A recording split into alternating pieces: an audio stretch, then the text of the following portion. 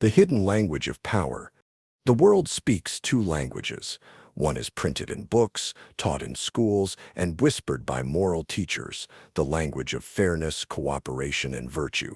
The other is older, quieter, and far more truthful. It's the language of power, spoken only through behavior, instinct, and timing. Most never learn it because it offends their comfort. But those who do, those who read beneath words, see how everything truly works. Power hides in plain sight. It's in who interrupts and who doesn't, who apologizes first, who holds silence longer than the other can endure. It's in the tilt of the head that invites confession, the well-timed pause that forces others to speak. These moments decide fates while everyone else mistakes them for coincidence. Power doesn't shout, it rearranges the air around it. Machiavelli understood this centuries ago. He wrote not for kings but for survivors.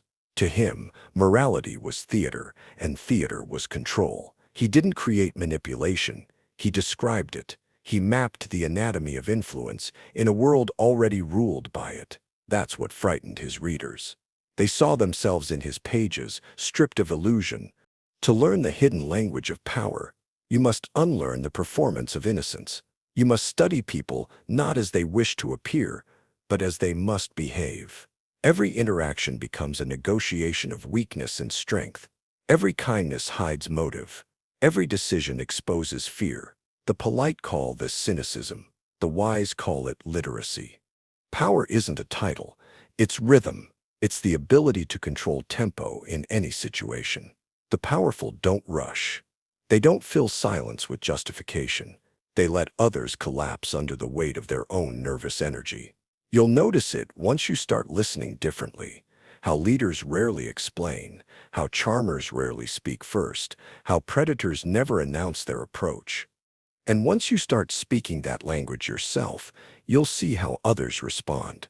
They'll talk faster around you. They'll seek your reaction. They'll adjust themselves unconsciously, because the body recognizes hierarchy before the mind does. But here's the warning. Power observed changes. It erodes the illusions that make social life comfortable.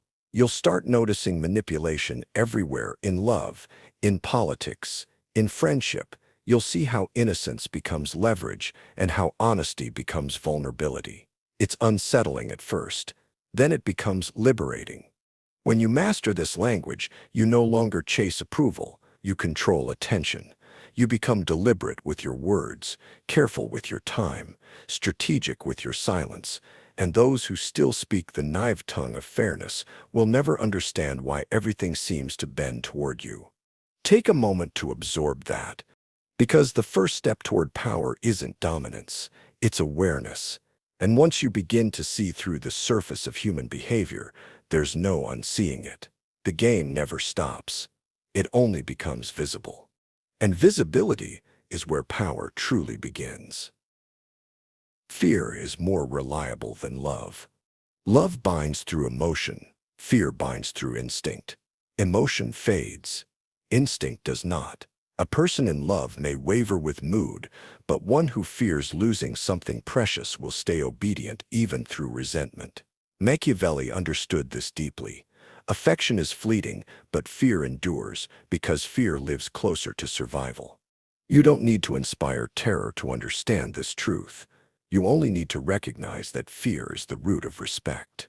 People respect limits because they fear the cost of crossing them. Without consequence, kindness looks like permission. Without firmness, loyalty becomes habit, not choice. Most leaders try to be loved because love feels safe. It feeds the ego. But power is not built on comfort, it's built on control. When you lead through love alone, you give others power over your peace. When they withdraw affection, your foundation cracks. But when you lead through boundaries, calm, steady, unbending, you create a structure that doesn't collapse when feelings change. Fear doesn't always come from punishment. Sometimes it's the quiet fear of losing access to your presence, your approval, your guidance. The most effective power isn't brutal. It's psychological. You don't threaten. You disappear. And the silence after your absence becomes its own warning. The trick is balance. Rule only by fear, and you breed rebellion. Rule only by love, and you breed entitlement. But weave them together. Affection wrapped around consequence, and people remain loyal because they both trust and fear to lose you. You see it everywhere. The parent whose calm stare stops a child's tantrum. The mentor whose disappointment hurts more than anger ever could. The leader who says little, but is never ignored. Fear, when wielded properly, isn't cruelty. It's structure. It reminds others that every connection requires tension to hold. Take a moment to think of your own relationships. How many are built on comfort and how many on respect? One breaks easily, the other endures even through conflict. Love asks for harmony. Fear demands awareness, and awareness in the realm of power is everything. So learn to be kind without being safe. Learn to be warm without being accessible. Let your silence carry consequence. People won't say it aloud, but they'll feel it. The subtle, unshakable truth that fear, not love, keeps order when love forgets how. And in that realization, power stops being personal. It becomes natural. People want safety, not freedom.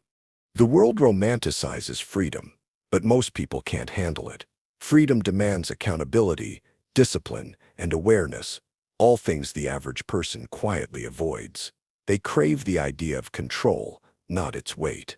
What they truly want is safety, someone else to make the hard decisions, someone else to blame when those decisions fail.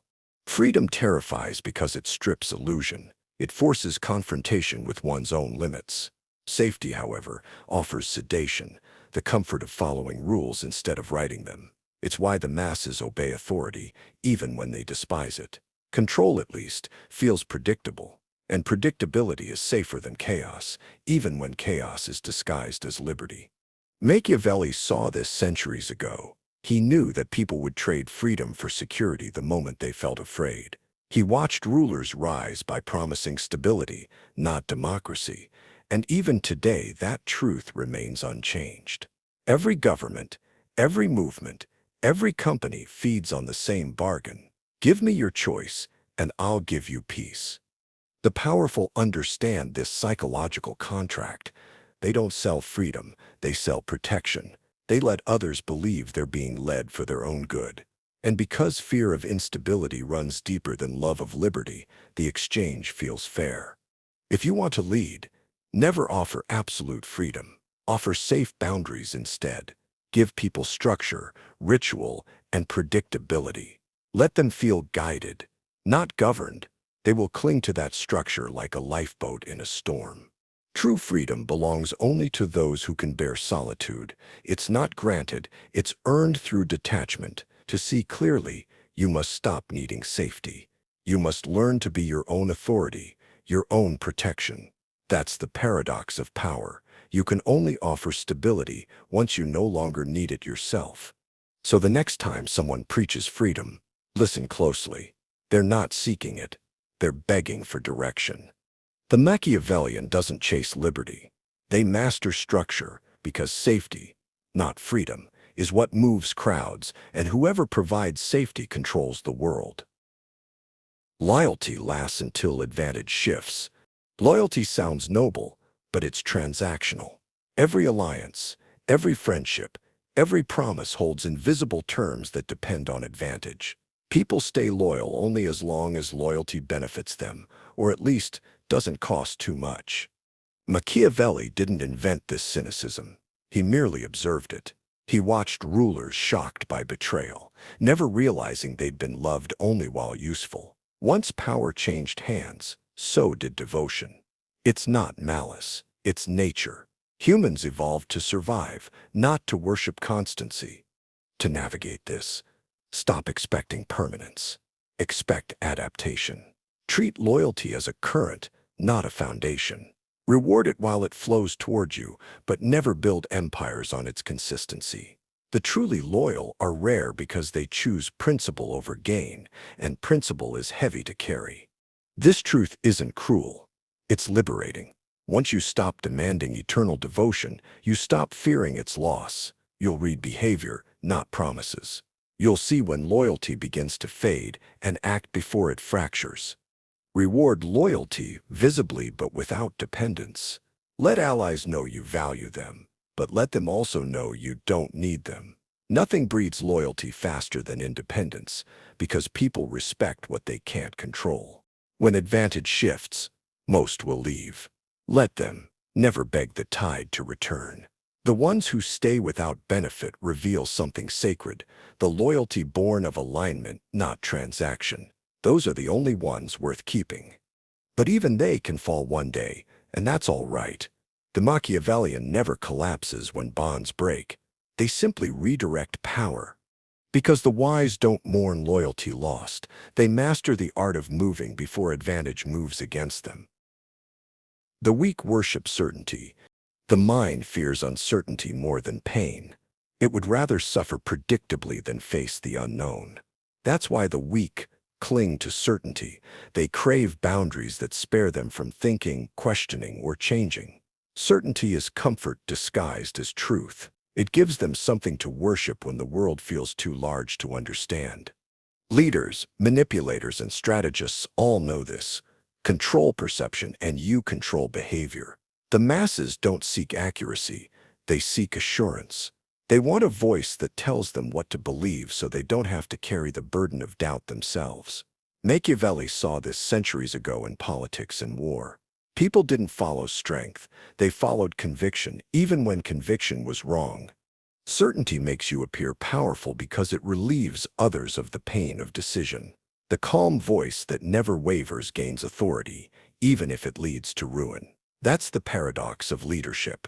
The world prefers confident liars over hesitant truth-tellers. But while certainty seduces, it also blinds. Once you mistake confidence for correctness, you stop adapting. That's where power ends and collapse begins. To wield certainty effectively, use it sparingly, speak decisively when others panic. Act assuredly when others hesitate, but never let your own certainty become dogma. Behind closed doors, remain fluid, observant, skeptical. Publicly, you project conviction. Privately, you practice doubt. That balance keeps you flexible while others fossilize. Weak minds need answers. Strong ones live inside questions.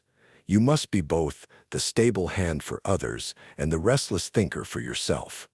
The moment you understand this duality, you realize why the world worships the confident, not because confidence is divine, but because uncertainty is unbearable. So when you speak, speak like someone who already knows. When you move, move like someone who's already decided. But in the stillness of your own mind, never stop questioning everything you've built.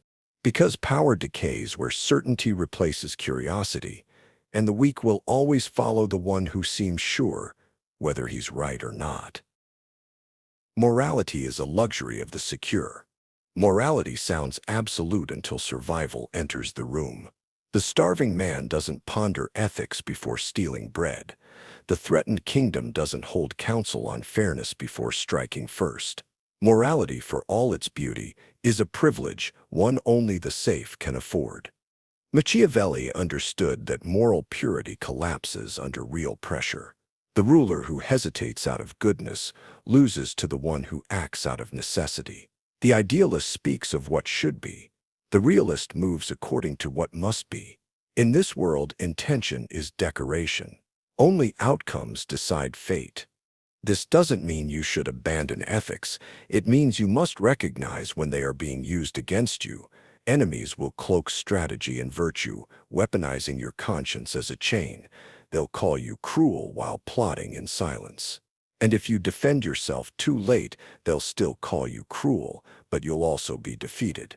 The wise maintain two codes: public morality and private strategy. In public, you honor decency.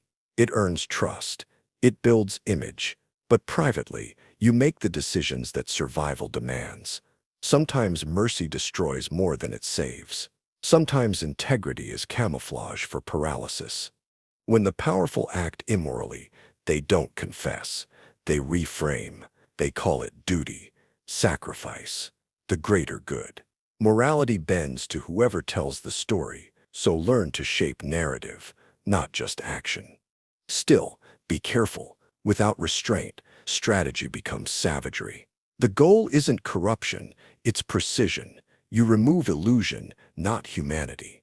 The secure can afford to judge you. Let them. The desperate cannot. Because when the choice is between appearing good or remaining alive, history always remembers the ones who chose to survive. Pain outlasts kindness. Kindness fades quietly. Pain echoes. The human mind evolved to remember suffering more vividly than comfort. It's how we survived. That's why betrayal scars deeper than affection heals. It's not unfair. It's neurological. For the Machiavellian thinker, this truth is power. It explains why fear maintains loyalty longer than love. It reveals why one well-timed disappointment shapes perception more than 100 small favors. The memory of harm endures because pain forces attention, kindness relaxes it. This doesn't mean cruelty is strength. It means impression is everything. A single calculated denial at the right moment can command more respect than endless generosity. People rarely remember who helped them, but they never forget who refused them. That's the currency of psychological power. Be kind strategically. Give just enough to earn trust, but not so much that gratitude turns into expectation. Generosity without edge breeds dependency, and dependency breeds resentment. It's better to disappoint early than to indulge endlessly and be hated later. The ones who remember you most vividly are the ones who felt something sharp, not necessarily pain, but awe, fear, respect. The emotional spike marks the memory. So use pain like a sculptor uses contrast. Don't inflict it recklessly. Deploy it with purpose. Let people feel consequence when they overstep. Let absence teach more than presence could. Then, when kindness returns, it lands heavier, richer, more believable. Machiavelli knew to rule hearts, you must understand what they never forget.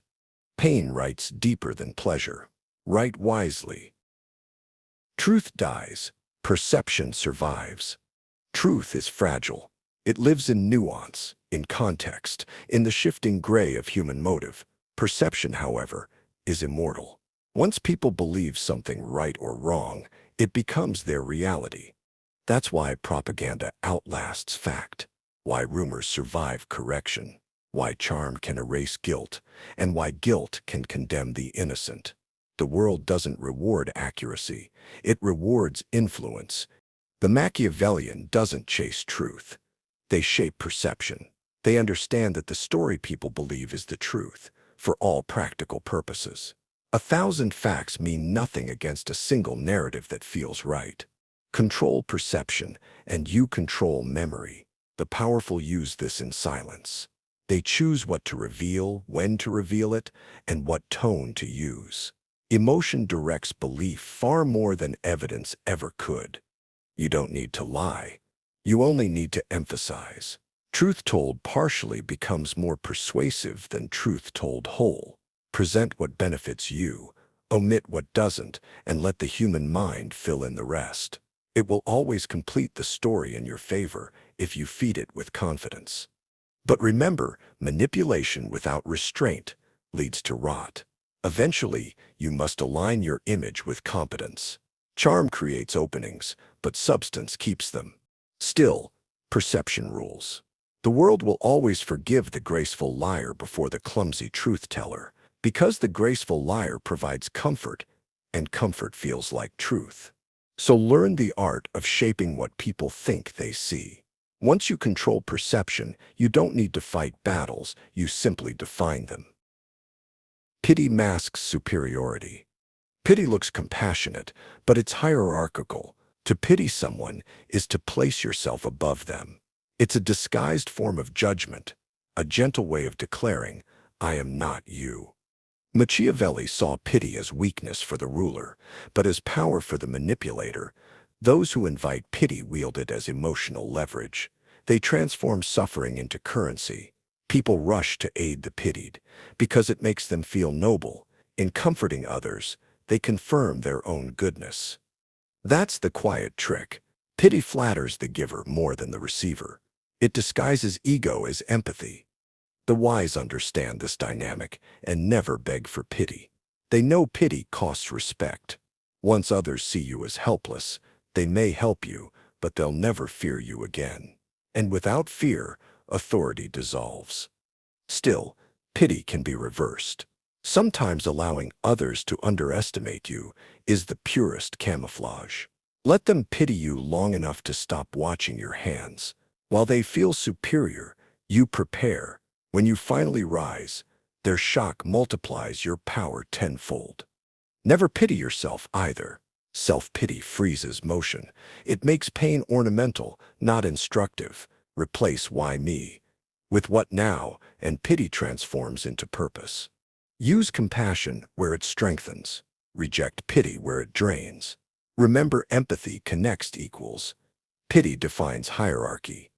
Be kind, not condescending. Be human, not harmless. And when others offer pity, accept it like poison disguised as tea. Sip nothing. Because the pitied rarely rise, but those who reject pity always do. Kindness without power looks weak. Kindness is only beautiful when it's voluntary. When it comes from strength, it inspires. When it comes from weakness, it invites exploitation. People don't admire what they can take for granted. They consume it. The powerless show kindness, hoping to earn safety. The powerful show kindness, knowing they could withhold it. That difference defines how the world responds. Machiavelli warned rulers to appear compassionate but never to depend on compassion. He knew mercy without strength becomes permission. Give too much without boundaries, and gratitude turns to expectation. The moment kindness feels endless, it loses meaning. True kindness is strategic. It's a signal of control. It says, I could harm you, but I choose not to. It creates gratitude rooted in respect, not pity.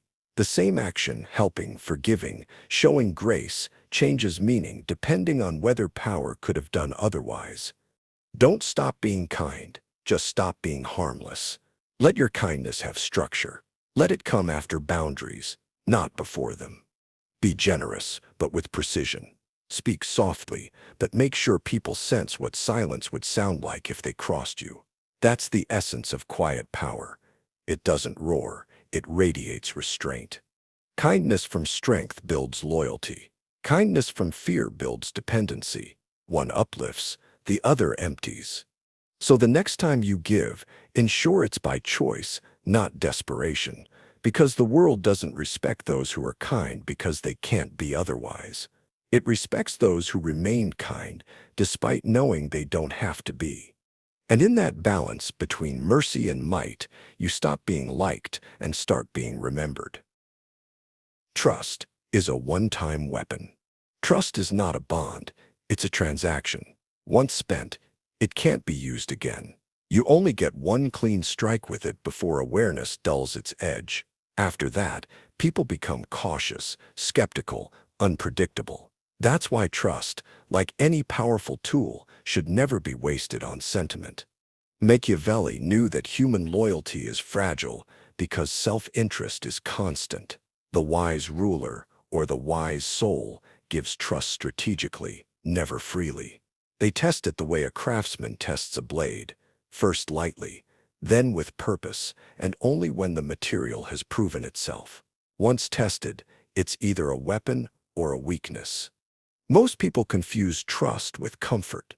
They trust too quickly because they want relief from vigilance. They crave the ease of believing someone else is safe. But that craving is the exact pressure point the manipulator watches for. Trust given too early is permission to be deceived. The Machiavellian doesn't seek safety in others. They build alliances through mutual benefit, not emotional exposure. They know trust works best as bait, the illusion of vulnerability that invites the truth out of others. When people think you trust them, they drop their guard to prove they deserve it. In that moment, they show their nature. But once trust is broken, even slightly, it can't be restored to purity. The doubt remains like a fracture beneath the surface, invisible but permanent. Don't patch it. Don't pretend. Just record it, because betrayal isn't always a knife. Sometimes it's a lesson in pattern recognition. When you do trust, do it completely and consciously. Trusting halfway invites chaos. Either hold the bridge firm or burn it clean, but never rebuild it from splinters. Trust, once used, loses power. The next time you grant it, make sure it's an investment, not a gamble. Because in the game of power, loyalty isn't about faith, it's about leverage. And the one who learns to trust sparingly, precisely, and deliberately will never be caught off guard again. The crowd craves story, not justice. Human beings don't live by facts. They live by narratives. The truth rarely moves them. Stories do. The crowd, whether it's a kingdom, a company, or a single room, doesn't want justice. It wants a story that feels just, and whoever tells it first wins. Machiavelli knew perception rules reality. The people didn't follow the most virtuous ruler. They followed the one who gave their suffering meaning. Justice, in its pure form, is cold and complex. Story is warm and simple. It turns chaos into order, heroes into victims, villains into symbols. The crowd wants villains. They want to point, blame, and release their fear through outrage. Give them a clear enemy, and they'll forgive almost anything. Take that enemy away, and they'll start searching for flaws in you. The powerful understand this instinct. They don't fight for fairness. They frame narratives. They decide who's hero, who's martyr, who's fool. Once the story takes hold, even the innocent become guilty by silence. The human brain doesn't crave truth. It craves conclusion. If you ever stand accused, don't argue the details. Change the story. Offer a larger narrative where your supposed flaw becomes noble necessity. The crowd doesn't need accuracy. They need emotional symmetry. Let them feel resolution, and they'll call it truth. The same applies in leadership. If you want loyalty, give people a story where they matter. Make them feel chosen, not used. Give their obedience purpose, not instruction. They'll follow the story long after they've forgotten the logic. Justice is rational. Story is primal. And in any contest between reason and emotion, reason kneels first. So write the story, shape perception, before the crowd writes it for you. Because the world doesn't follow what's right, it follows what feels right, and the storyteller always walks beside the throne. Whoever names emotion controls it. Emotion rules the masses, but language rules emotion. The moment you give a feeling a name, you frame it, you own it. This is why propaganda, leadership, and even love rely on vocabulary more than truth. Whoever defines the words defines the world. People experience emotion before reason. They feel, then interpret. If you supply the interpretation first, they'll borrow your meaning to explain themselves. That's how leaders shape nations, how influencers shape culture, how manipulators shape individuals. Call fear duty, and people march to war. Call cruelty justice, and they sleep at peace. This is the secret. Emotion untamed is chaos.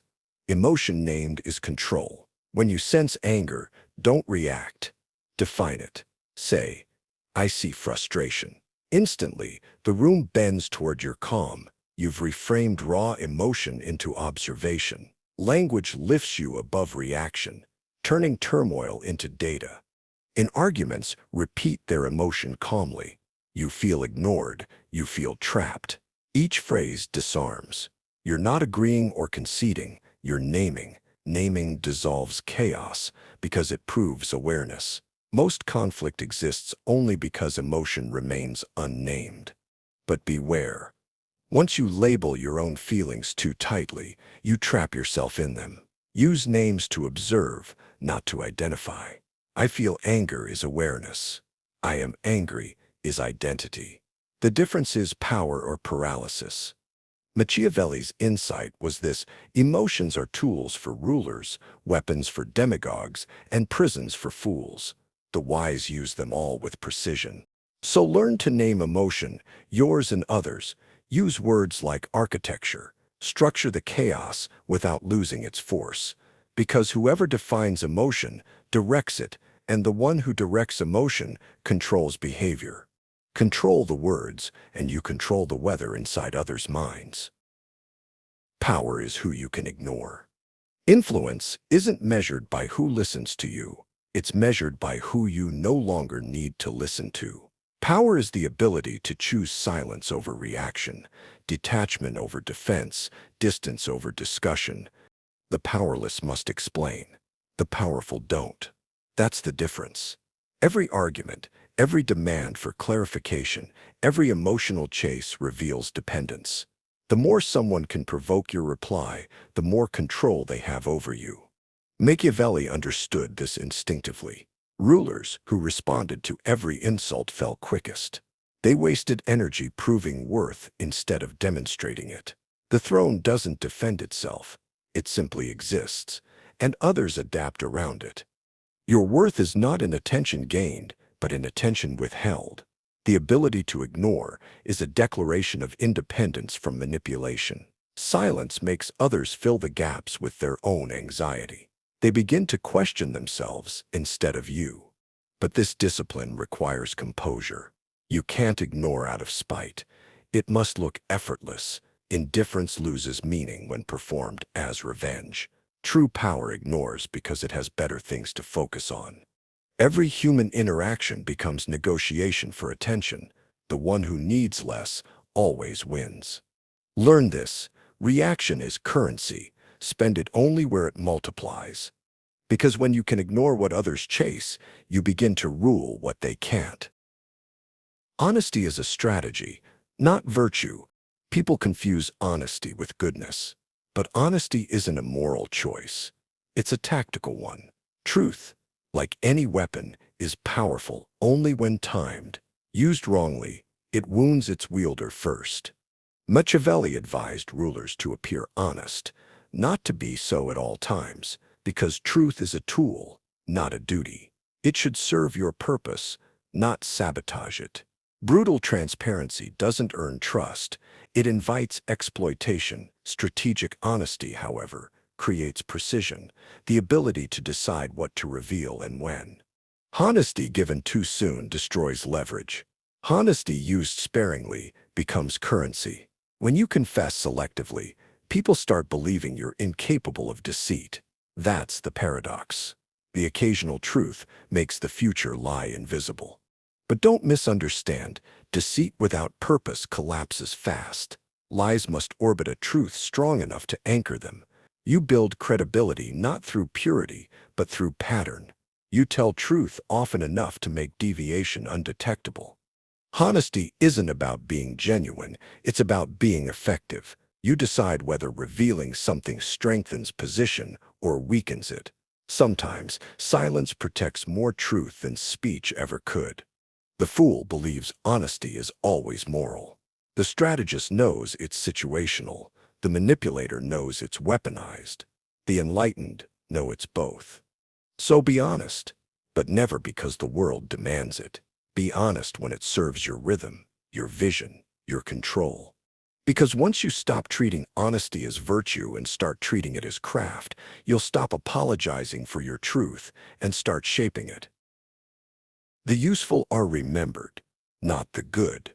History remembers usefulness, not purity. The world celebrates those who solve problems, not those who behaved well while failing. Goodness, without impact, disappears. Machiavelli knew this better than anyone. He watched virtuous men fall and cunning men rule. He saw that power rewards contribution, not intention. The good are admired briefly, then forgotten. The useful are preserved, even when despised. To be useful means to provide value others cannot replace.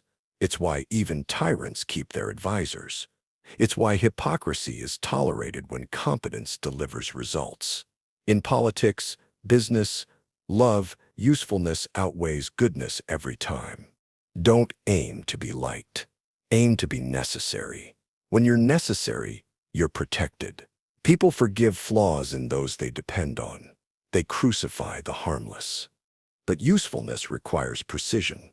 It's not servitude, it's strategic function. You must offer something rare: insight, stability, skill, and protect it fiercely. Never give your full usefulness away. Let the world rely on you slightly more than you rely on it. The moral man tries to be right. The Machiavellian tries to be relevant. One seeks comfort in virtue, the other security in indispensability. So build value others can't ignore. Don't be everyone's friend, be someone's foundation. When you become essential, morality becomes optional. Because in every story ever told, the good may die honored, but the useful always survive. Forgiveness is a hidden form of control. Forgiveness is often praised as virtue, but in truth, it is one of the most strategic tools a human can possess. To forgive isn't to forget, it's to declare dominance without needing revenge. It's the act of stepping above the wound and letting the offender live under its memory. Most people forgive for peace. The Machiavellian forgives for power. They understand that resentment consumes energy, but release redirects it. By forgiving, you set the terms of the narrative. You become the arbiter of mercy, the one with the luxury to absolve. That position is higher than vengeance. It signals strength disguised as grace. Revenge binds you to the offender. Forgiveness separates you. When you punish, you acknowledge equality. Two forces colliding in open war.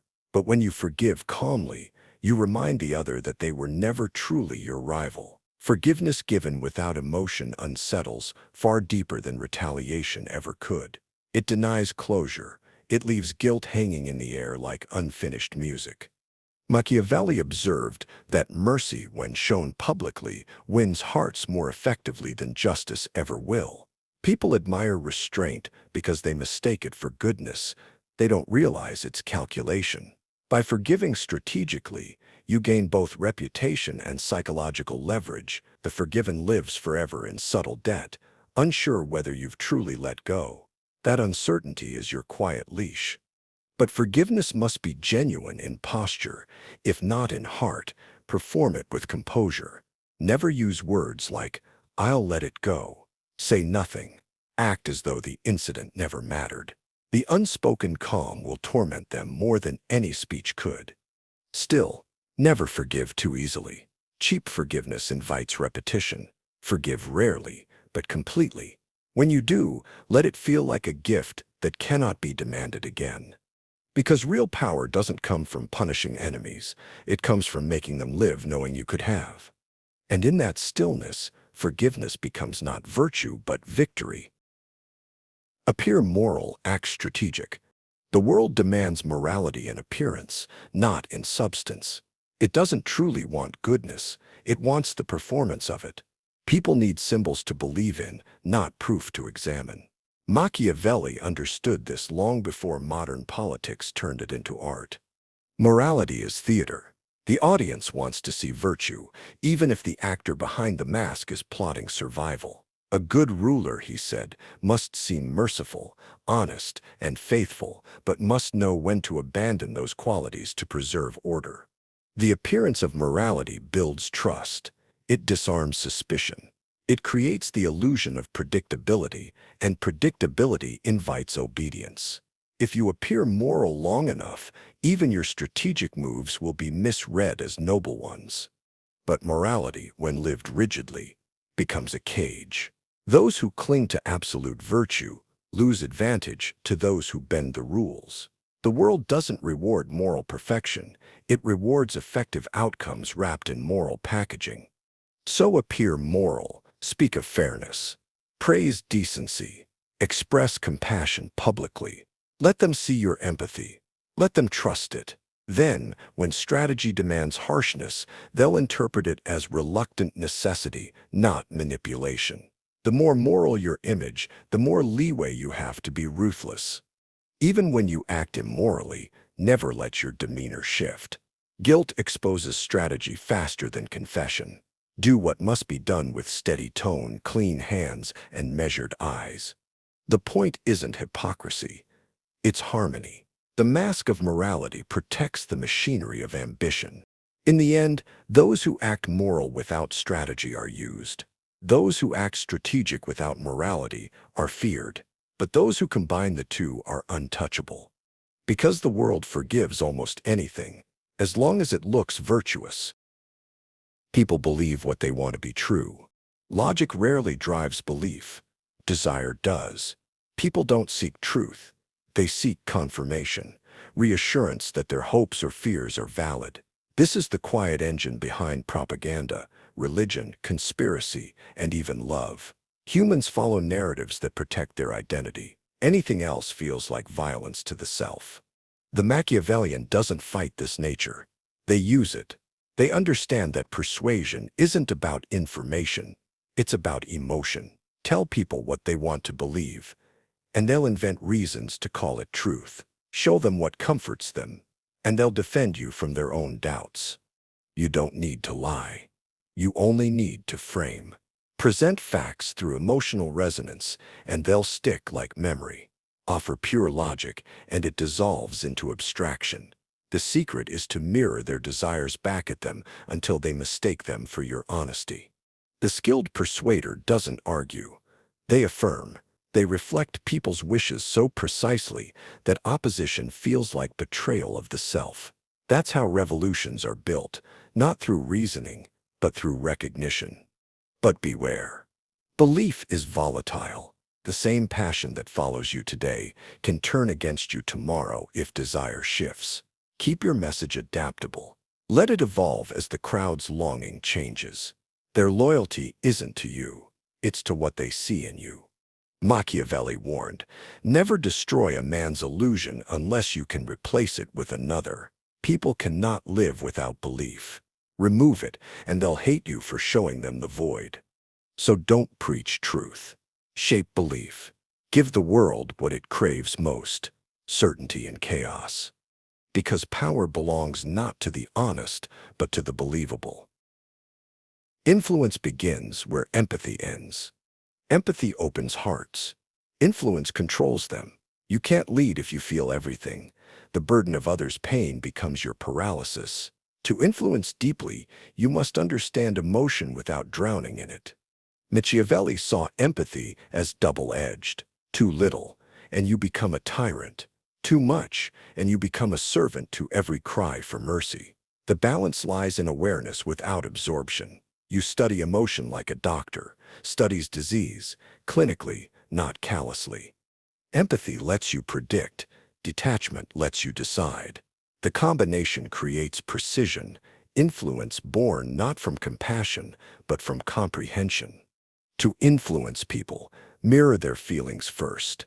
Let them feel seen. People follow those who articulate what they cannot. Once they feel understood, they surrender direction to the one who gets them. That's when guidance becomes control. But the moment you start feeling what they feel, you lose objectivity. Sympathy erases distance, and distance is where judgment lives. Influence requires altitude, the ability to look down on emotion without mocking it. Think of a storm. Empathy feels the rain. Influence sees the weather pattern. Both are human, but only one predicts the future. This doesn't mean cruelty.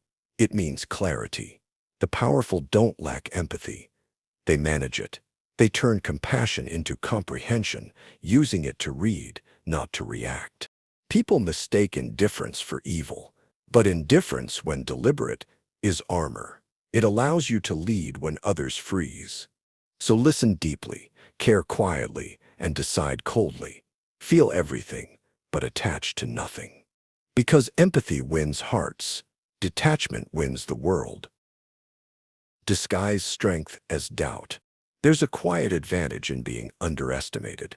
The world defends itself against confidence, but opens itself to hesitation. When you disguise strength as doubt, you disarm suspicion and buy time to prepare your strike. Machiavelli knew that visible ambition provokes fear, and fear provokes resistance. A ruler who appears too capable invites alliance against him. But one who hides ability behind uncertainty earns trust. Doubt, when staged well, becomes camouflage. This isn't deception for cruelty, it's preservation. When people see you as non-threatening, they show their hand. They relax around your quiet self-questioning, mistaking it for weakness. They speak freely, unaware that you're listening strategically. Doubt becomes intelligence collection. To master this, you must perform subtly. Never announce ignorance, imply it. Ask genuine questions. Request advice. Let others teach you what they think you don't know. Pride makes them reveal what protection would have hidden. And when the time comes, your sudden competence will seem miraculous, not menacing. Disguised strength also shields you from envy. The world forgives incompetence, not excellence. The moment you appear too composed, people start sharpening their envy against you. Hide brilliance behind humility. Hide clarity behind curiosity. Let them feel slightly superior. The illusion of dominance keeps fragile egos content while you quietly build real advantage. Doubt makes others underestimate your reach, but overestimate their safety. That's how you move freely among predators, by convincing them you pose no threat. Then, when your moment comes, surprise doesn't just win, it devastates, because nothing disorients the confident like realizing they misjudged what was sleeping beside them. True power doesn't roar, it whispers questions while remembering every answer. Appear clumsy before you strike. The greatest predators move awkwardly before the kill. They stumble, hesitate, misstep until the prey relaxes. Then they strike with precision born of preparation. Appear clumsy before you strike, and your success will seem supernatural. People expect competence to look smooth. They equate grace with control. So when you present the opposite, mild confusion, self-effacing errors, small oversights, they lower their guard. They stop competing. They start mentoring you. And mentors are easy to outgrow. Machiavelli saw that deception through weakness protects ambition. The overconfident always reveal strategy too soon. They seek validation, not victory. The wise, however, let others feel ahead. They move slower on purpose. They let arrogance race ahead and tire itself out. Clumsiness also distorts timing. Your hesitation makes opponents miscalculate. They'll expect delay when you've already decided. When you finally act, they're caught mid-ladder, unguarded. But to perform weakness, you must first master control. Only the skilled can fake incompetence convincingly. Practice small imperfections, a forgotten detail, a delayed reply, a moment of visible doubt. Each convinces the world you're harmless, which makes your precision later feel impossible. The beauty of this method lies in contrast. The same action that would seem ordinary from a confident person becomes shocking from a perceived fool. You create psychological whiplash, disbelief that makes resistance crumble. When they see your result, they'll call it luck, coincidence, fate, anything but your design. Let them. The less they understand your method, the longer your power lasts. So walk clumsily, speak softly, and prepare silently. Then, when your moment arrives, strike clean. And when the world wonders how you learned to fly, smile. They never noticed your wings growing in the dark. Master the art of useful silence. Words reveal need. Silence reveals control. The more you speak, the more you expose.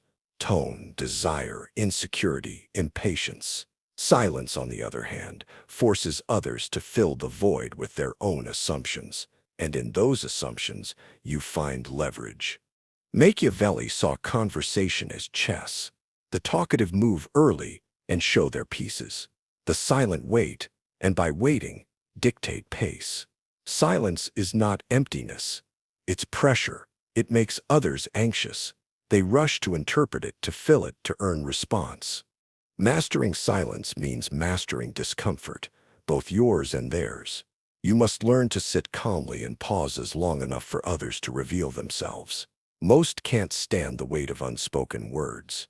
They'll confess, elaborate, or over-explain, all to relieve the tension you control. Silence, when held with composure, makes you appear certain even when you're not. The world interprets quiet as confidence because noise usually hides insecurity. The person who speaks last always sounds wiser, even if they're not. But silence isn't absence, it's design. Use it deliberately. In negotiation, it's a mirror. In argument, it's a weapon. In leadership, it's respect disguised as authority. You don't need to interrupt chaos to dominate it. You just need to outlast it. The trick is balance. Too much silence becomes arrogance. Too little becomes weakness. Alternate like breath, quiet to observe, voice to conclude. Every word should feel earned by the silence before it. Because when you control silence, you control interpretation. And the one who controls interpretation controls the world. Predictable kindness is exploitable. Predictability is the death of power. When people can forecast your reactions, they begin to choreograph them. Predictable kindness, no matter how noble, becomes an open invitation to manipulation. Machiavelli warned that mercy, repeated without variation, turns into habit, and habit breeds expectation.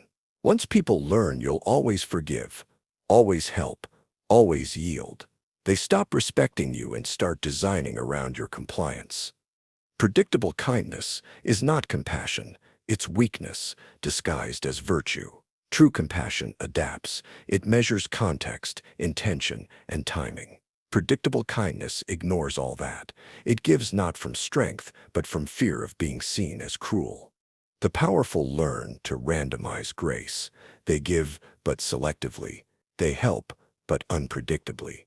This uncertainty forces others to stay alert, humble, grateful. Gratitude dies where expectation lives.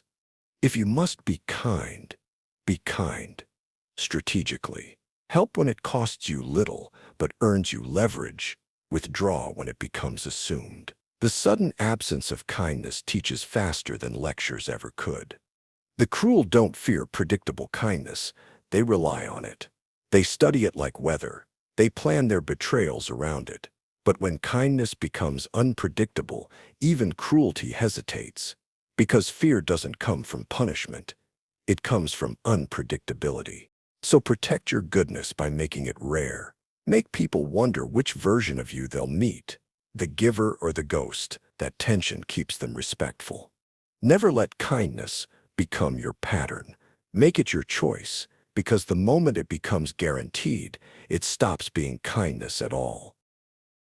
Control attention through mystery. Attention is the modern currency. The one who controls it shapes reality. But attention cannot be forced. It must be magnetized, and nothing draws it more powerfully than mystery.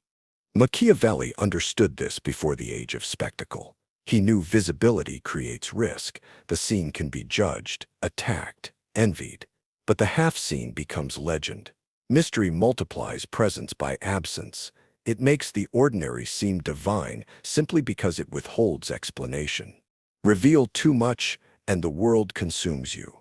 Reveal too little, and it forgets you. The art lies between show enough to intrigue, conceal enough to haunt. Mystery works because it invites participation. People fill your silence with imagination. They invent depth where you've placed shadow. They become invested in decoding you, and in that investment they surrender focus. Never explain entirely. Let curiosity do your speaking.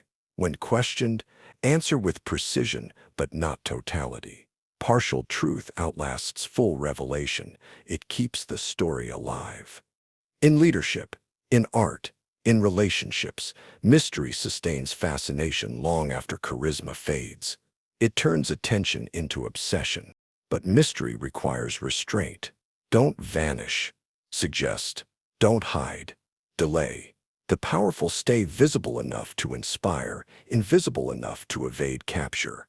When people stop knowing what to expect from you, they start imagining endless versions of you, and imagination, once engaged, never sleeps. So leave room for wonder. Say less. Reveal slowly. Let the world ache for completion. It will never get. Because in the kingdom of noise, the one who withholds becomes the loudest voice of all. Let others announce your moves. Power rarely needs introduction. The more you speak of what you'll do, the less you seem capable of doing it. Those who truly command never declare, they act, and the echo of their actions becomes their announcement. Machiavelli understood the danger of visibility. The man who proclaims his plans invites interference, envy, and sabotage.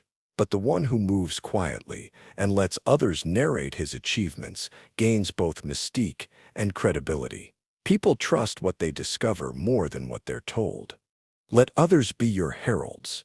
When your actions are undeniable, they'll broadcast them willingly, some out of admiration, others out of curiosity, a few out of fear. Either way, their words multiply your presence. You become both the author and the rumor. In modern life, this means restraint. Resist the urge to narrate your progress. Don't talk about goals. Don't announce intentions. The moment you share, you create expectation, and expectation becomes a trap. If you fail, you're judged. If you succeed, you're resented. But if you say nothing, you own the narrative entirely. When others announce your moves, you gain two forms of power: deniability and distance. You can always underplay what they exaggerate. You can pretend surprise at the myth forming around you.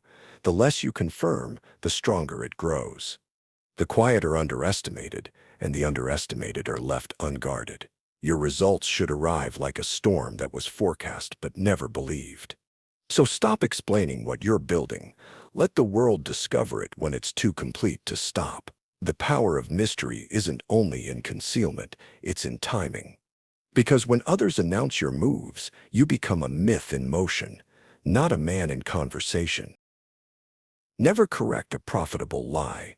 Truth may comfort the honest, but deception builds empires. There are times when exposing a lie gains you nothing, and times when it destroys advantage. The Machiavellian mind knows which is which. When a lie benefits you, silence becomes wisdom. The urge to correct is moral vanity, the need to be seen as pure, but purity wins no wars. If a rumor elevates your reputation, strengthens your influence, or confuses your enemies, let it live. Lies die when denied. They thrive when ignored. Machiavelli warned that perception outweighs accuracy. History remembers impressions, not footnotes. The world doesn't verify, it assumes. That's why false narratives often outlive their creators. People want simplicity more than truth. But this power requires restraint. Let the lie travel on its own. Never confirm it. Confirmation invites scrutiny. The best falsehood is one that doesn't feel planted. It grows from whispers, nurtured by curiosity, not control. When others speak the lie for you, they take ownership of it. You stay clean while they spread your legend. The clever never correct the narrative. They curate it through omission. Of course, don't let lies spiral beyond control. When fiction begins threatening reality, redirect it rather than destroy it. Introduce new confusion. Misdirection is easier than denial. This isn't about deceit for deceit's sake. It's about selective truth management. Most reputations contain some distortion. The difference between the powerful and the naive is that the powerful understand which illusions to let live. Remember, truth needs defenders. Lies defend themselves. So when a lie works in your favor, stay silent. Let the crowd do your marketing. Because in the theater of perception, the believable always outranks the true. Disappear when expected most. Absence is a weapon. The moment the world expects your reaction, your defense, your appearance, withdrawal shifts control instantly, turning other people's anticipation into their anxiety. Machiavelli observed that sudden silence unsettles more than anger ever could. When you disappear at the height of attention, you break pattern, and nothing provokes curiosity, fear, or respect like unpredictability. Disappearing isn't retreat, it's redirection. It forces others to fill your void with speculation. They'll imagine motives darker or grander than reality, and those inventions strengthen your mystique. Presence satisfies curiosity. Absence inflames it. Strategic disappearance can resolve conflicts without confrontation. When you stop arguing, you rob others of audience. When you leave the conversation, you deny them validation. When you walk away mid-battle, the silence that follows becomes your authority.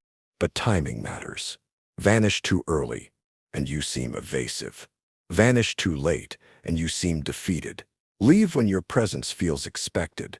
That's when absence stings most. Disappearance resets balance. It reclaims your autonomy. The world can chase what it can't locate. People grow addicted to your attention when you ration it. This art applies to every arena: negotiation, leadership, romance, reputation. Withdrawal makes the world lean forward.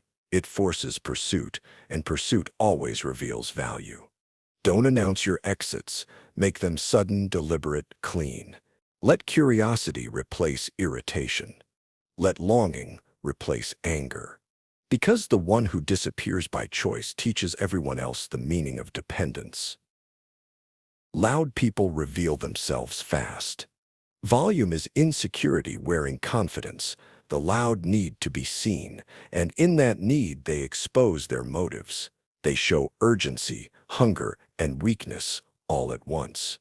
Machiavelli warned that those who speak most reveal most, and that silence always holds the throne longer. The loud announce plans, opinions, grievances. The quiet collect data. The loud crave validation. The quiet crave accuracy. Over time, one builds image, the other builds advantage. Noise attracts attention, but attention invites vulnerability. Every boast is a blueprint for sabotage. Every outburst is a confession disguised as passion. The loud make themselves predictable. Predictability is death in the realm of power. Resist the impulse to match their energy. Let noise burn itself out. The loud expect reaction, deny it. When you meet volume with composure, they look unhinged, and you look immortal. The contrast shifts the power dynamic immediately.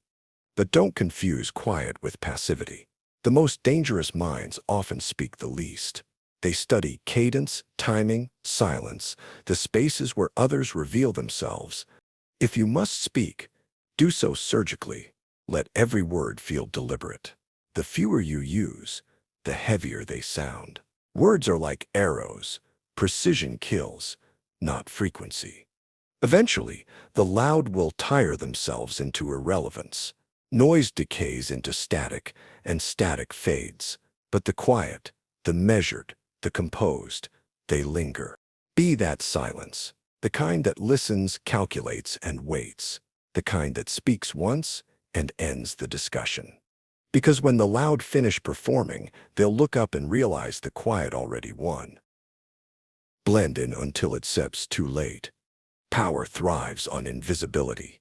The most effective strategist is the one who moves unnoticed until their position is unassailable. To blend in is to survive the scrutiny that kills early ambition.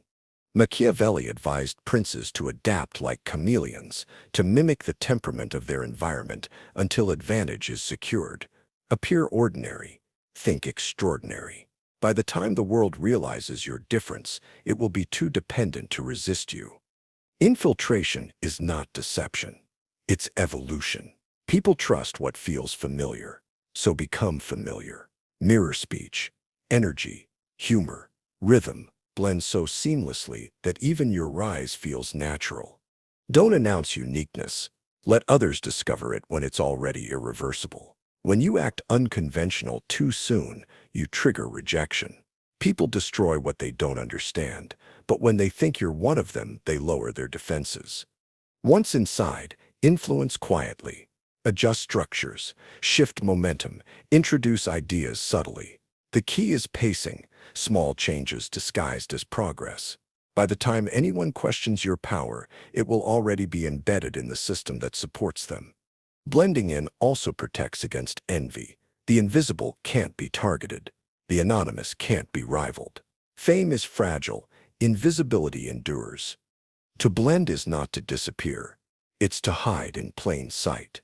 You remain fully present, just unremarkable.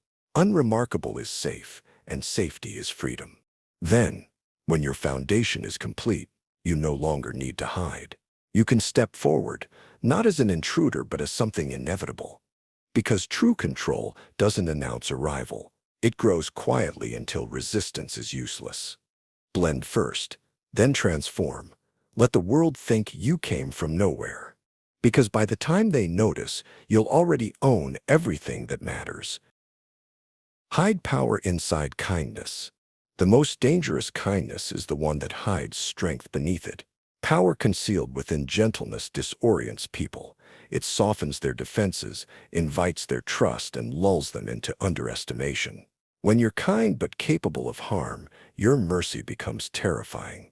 Machiavelli understood that cruelty earns obedience, but kindness earns access, and access is worth far more.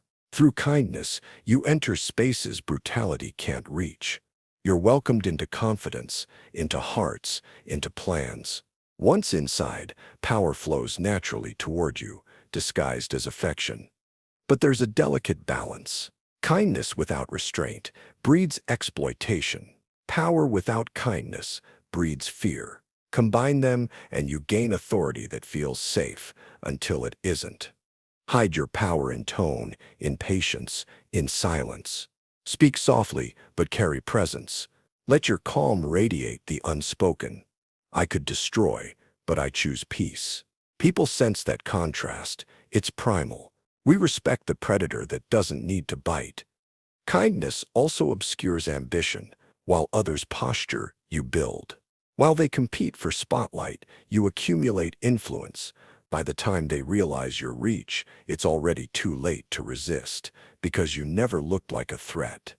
To hide power inside kindness is to make grace strategic. Your warmth becomes a sheath, not a mask. It protects without pretending. The goal isn't manipulation, it's precision. Power should never announce itself. It should be felt, never proven. So help generously. Speak gently. But make sure those gestures come from control, not compliance. And when tested, reveal the strength behind the smile, just enough to remind them it was never the smile that kept them safe. Because kindness that said is powerless is pity, but kindness that sounds powerful is command.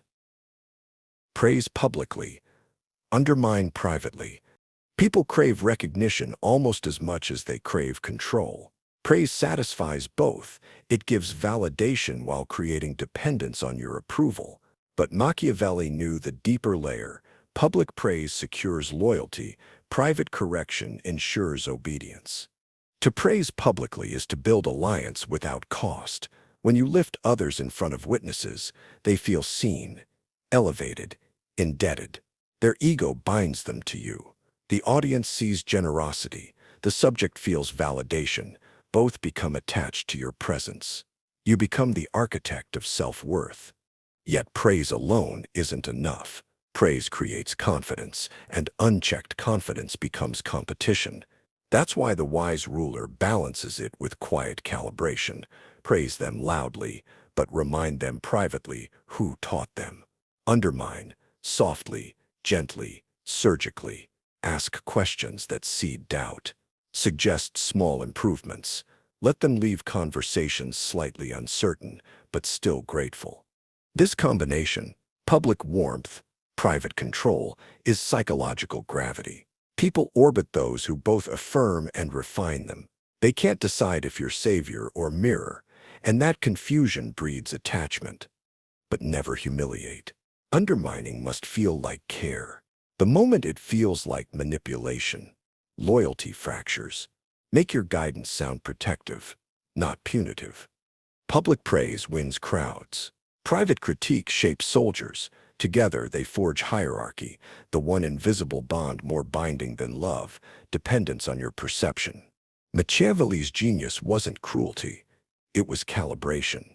He knew that power maintained through fear alone collapses when fear fades, but power woven into identity endures forever. So praise loudly, correct quietly, give people the illusion of wings while holding the sky they fly through. Because the sweetest form of control is the one disguised as encouragement.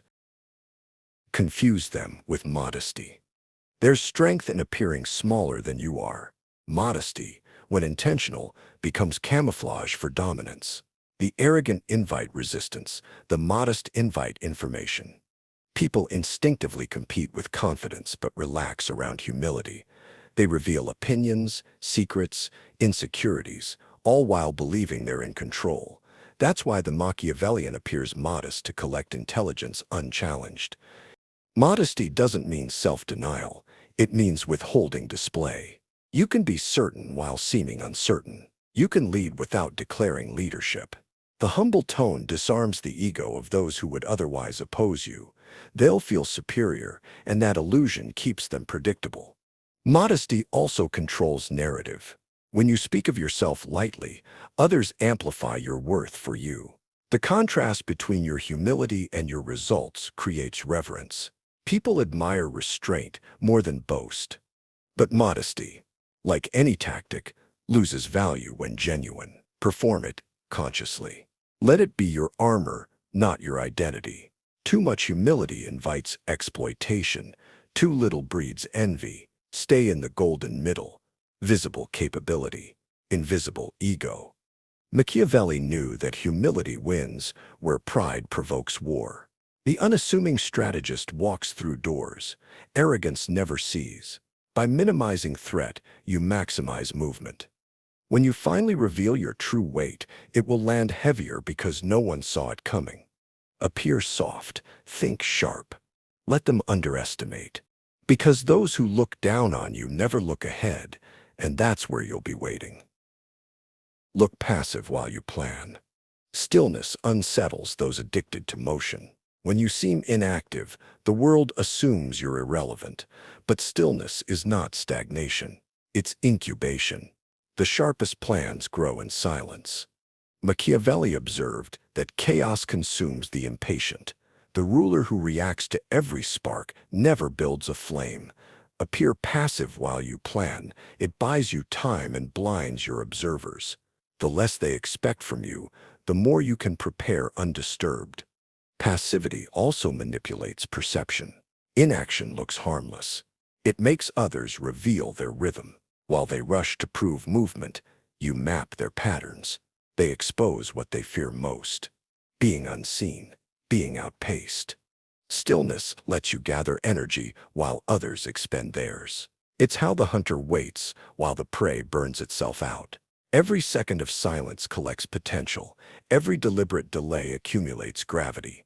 When you finally act, the contrast between your quiet and your precision feels supernatural. They'll call it sudden success, not slow preparation. They'll forget how long you were invisible, watching. But fake passivity carefully. Too much inaction breeds doubt in your ability. Show just enough movement to seem engaged, never enough to reveal momentum. Power thrives in ambiguity. Not visible laziness, but invisible patience. Learn to let time work for you.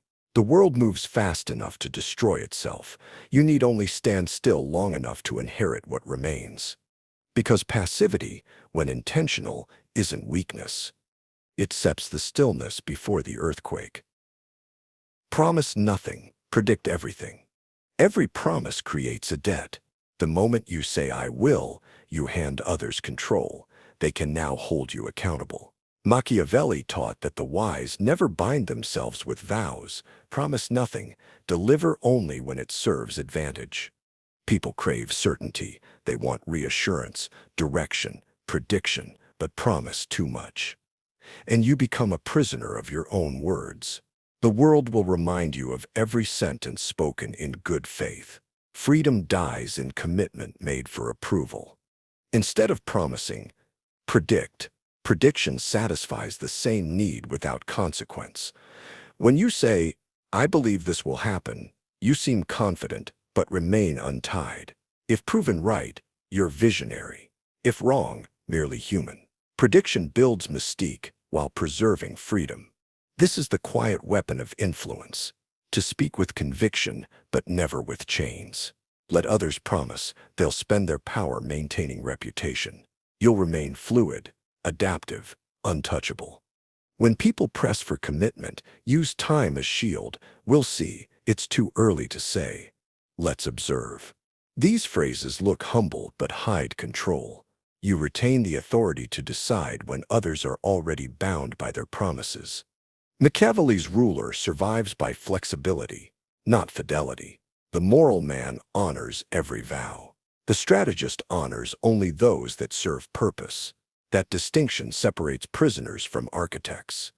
So promise little, predict wisely, and when your predictions come true, the world will call you prophetic, never realizing you were simply free.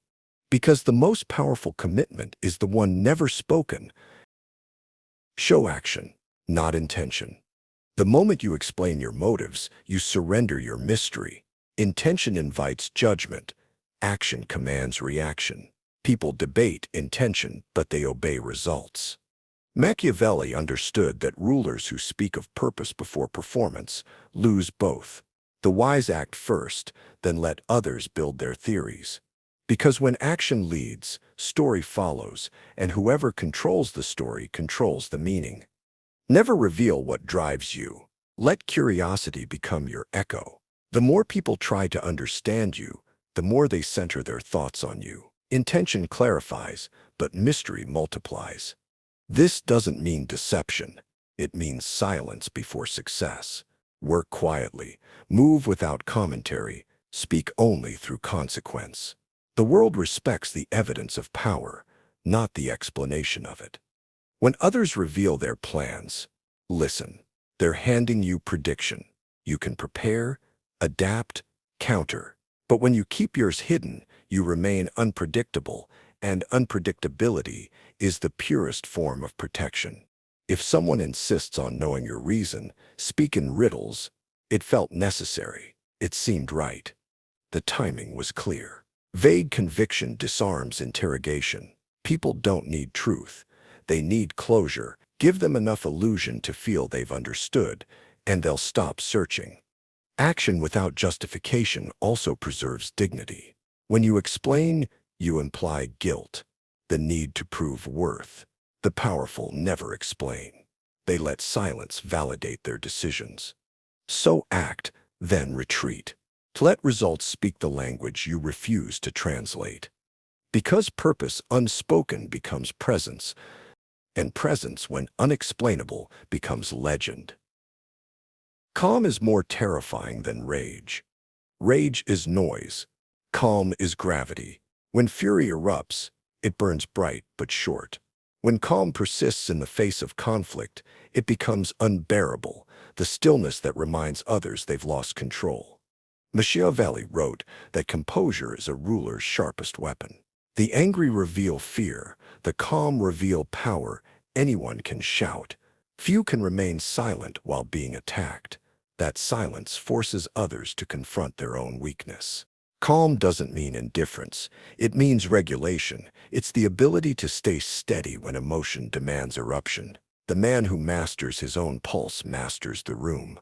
Because calmness unsettles, it refuses to mirror chaos. Try this in conversation. When someone raises their voice, lower yours. When they hurry, slow down. Their rhythm will eventually sink to yours, because emotional gravity always pulls downward toward composure. Rage burns fuel. Calm collects it. In leadership, calm becomes contagion. Panic collapses armies. Composure rebuilds them. The Machiavellian knows that emotion spreads faster than logic, so they choose the emotion that endures longest. But calm isn't emptiness. It's control disguised as peace. It's holding fire without smoke. It's knowing you could destroy but choosing to observe. True calm demands preparation. It's born of knowing you're capable of surviving any outcome. When others try to provoke you, they want a reaction to measure their impact. Give them none. Let them feel the futility of their efforts. Nothing crushes ego faster than indifference to its existence. So when anger rises, breathe once, observe twice, respond never. Because rage screams of vulnerability, but calm whispers of dominion. Let them think they have won. The easiest way to control someone is to let them believe they've beaten you. People stop fighting once they feel victorious. They celebrate instead of strategizing. In their triumph, they become predictable. Machiavelli advised princes to retreat gracefully when strength falters, not because defeat is noble, but because victory makes enemies careless. When they think the battle's over, they stop preparing for the next one. That's when you move. Let others have small wins. Give them trophies of illusion. Praise them publicly. Concede ground quietly. As their pride expands, their awareness shrinks. They'll reveal more, trust more, assume more. You remain still, patient, recording. This tactic disarms hostility.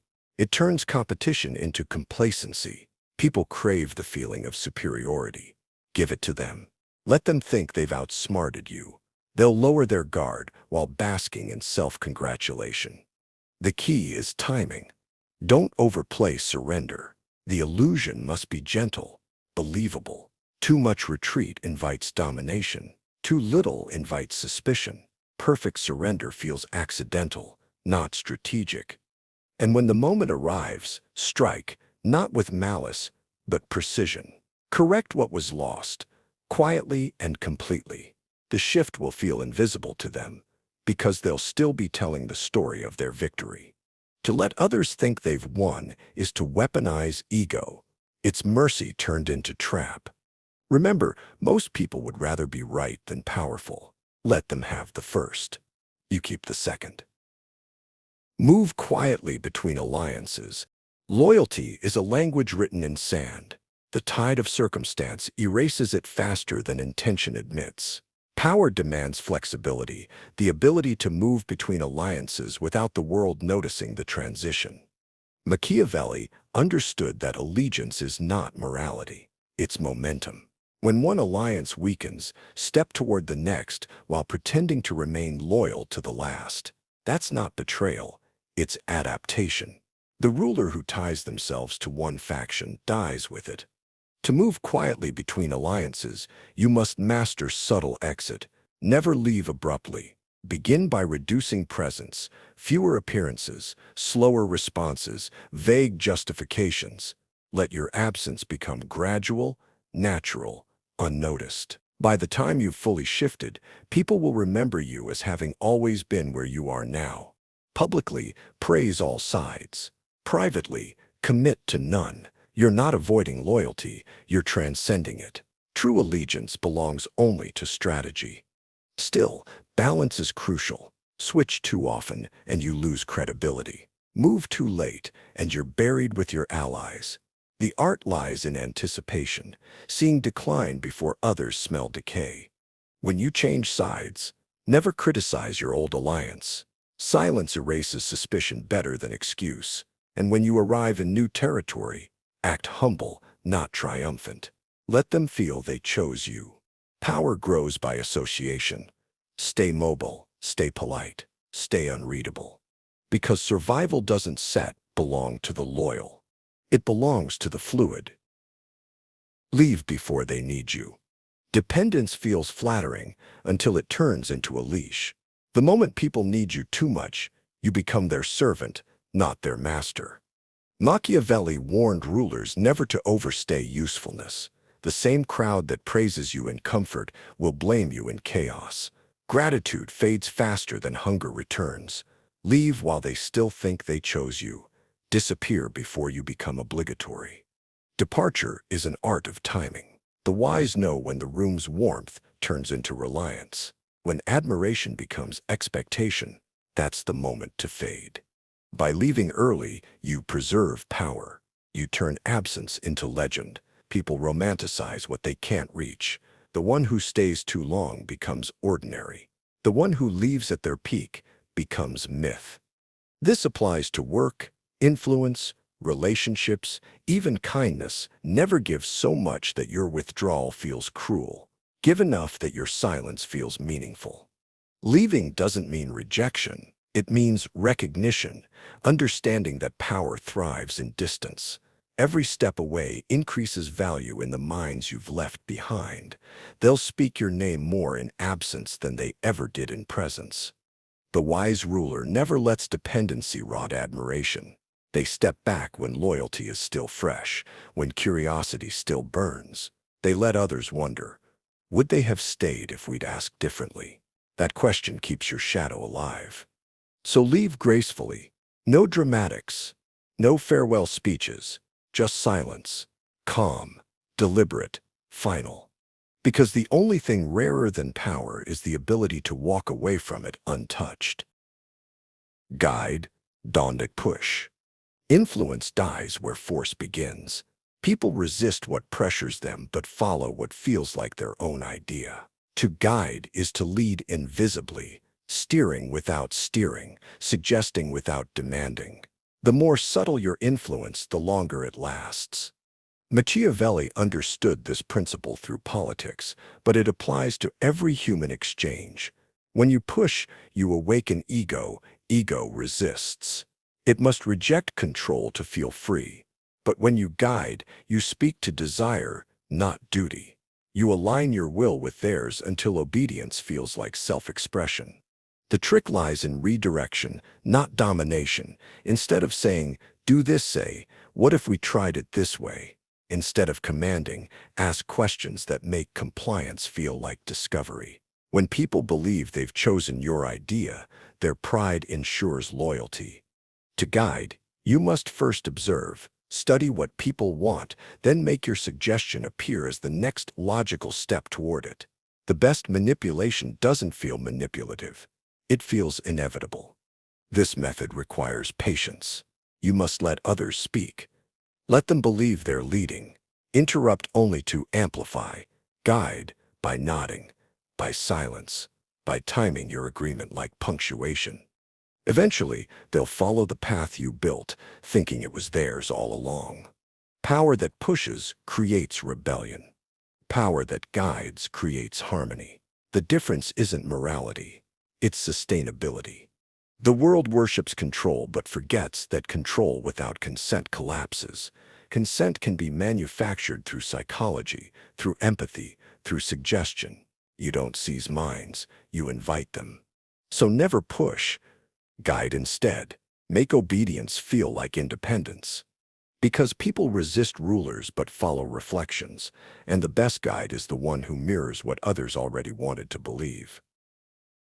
Make them choose your decision. Choice is illusion. People crave it because it disguises obedience. They want to feel in control, even when control has already been taken. The powerful don't remove choice. They design it. They shape the options, so whichever path is chosen, the outcome serves them. Machiavelli knew that the ruler who dictates looks tyrannical, but the one who provides choice looks generous. When you offer decisions that lead to the same result, you give others the luxury of agency while keeping direction in your hands. To use this art, frame every situation with limited alternatives. 2 options are ideal. One unappealing, one designed to lead exactly where you wanted them. Never offer open fields, offer corridors. People will walk the one that feels safest, never realizing it ends at your door. This technique works because people don't analyze choices, they react to fear and comfort. Make your desired path seem easier, faster, or more noble. The other should feel impractical or costly. Control perception and you control preference. Even in personal life, this works quietly. When you say, would you prefer we do it now or tomorrow? You remove no from the equation. When you ask, should we start with this or that? You've already secured participation. The decision is theirs, but the direction is yours. This isn't cruelty, it's structure. Life overwhelms the undecided. By designing paths, you relieve their burden while reinforcing your role as guide. People will thank you for control, as long as it feels like choice. Machiavelli's brilliance wasn't in domination, it was in framing. He knew the human mind fears chaos more than control. Offer order, and they'll follow gladly. So never demand obedience. Build decisions that lead them there willingly. Because choice, when engineered, becomes the softest form of control. Create dependency. Offer freedom. The strongest chains are the ones people ask to wear. Dependency disguised as privilege is the architecture of enduring power. Give people what they think they can't find elsewhere, and they'll defend their captivity as comfort. Machiavelli saw this pattern in politics and court life. Subjects rarely rebel against necessity. They rebel against oppression that feels unnecessary. The trick is to make your presence seem indispensable, to offer something irreplaceable, then attach it quietly to your existence. Dependency starts small. Consistent help, access, insight, stability. Once people build routines around you, you become infrastructure. Removing you would mean rebuilding themselves, and most would rather stay bound than start over. But pure dependency breeds resentment. That's why you must season control with freedom. Occasionally, loosen the reins. Give them moments of autonomy so they believe they're free. Freedom offered strategically becomes loyalty. They'll return to you voluntarily, thinking it was choice. This dance between control and liberty keeps devotion alive. You appear generous, but what you're really doing is managing dosage. Too much control suffocates. Too much freedom dissolves influence. Even in relationships, this principle applies.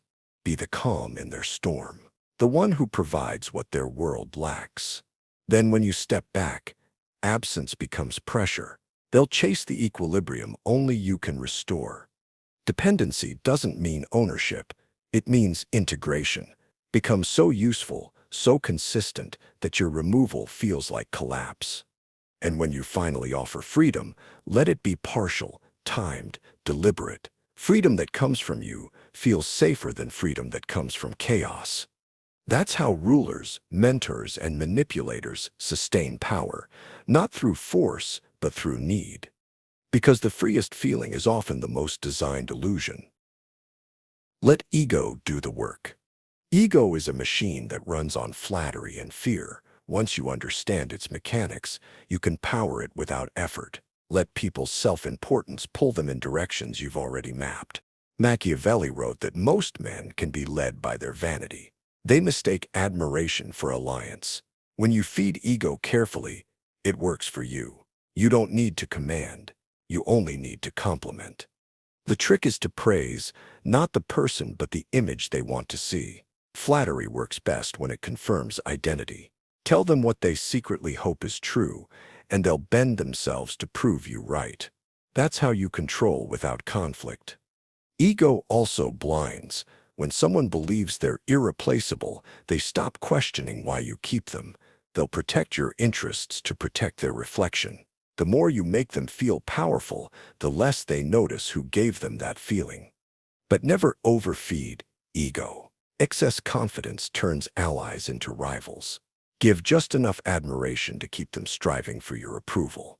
Make your praise rare. Scarcity gives it value. When you encounter arrogance, redirect it instead of opposing it. Ask for advice. Invite opinion. Let them speak. Their need to prove themselves becomes labor for your cause. They'll believe they're leading while following your structure. In truth, ego management is energy management. The vain will work endlessly to defend their image.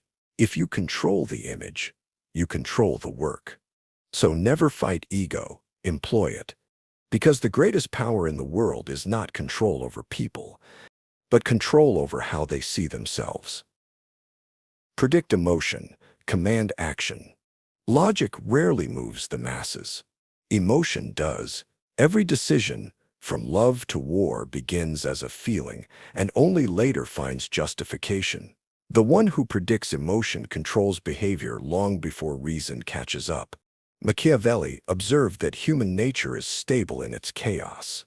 People respond predictably to fear, hope, loss, pride. If you can forecast these tides, you can steer them.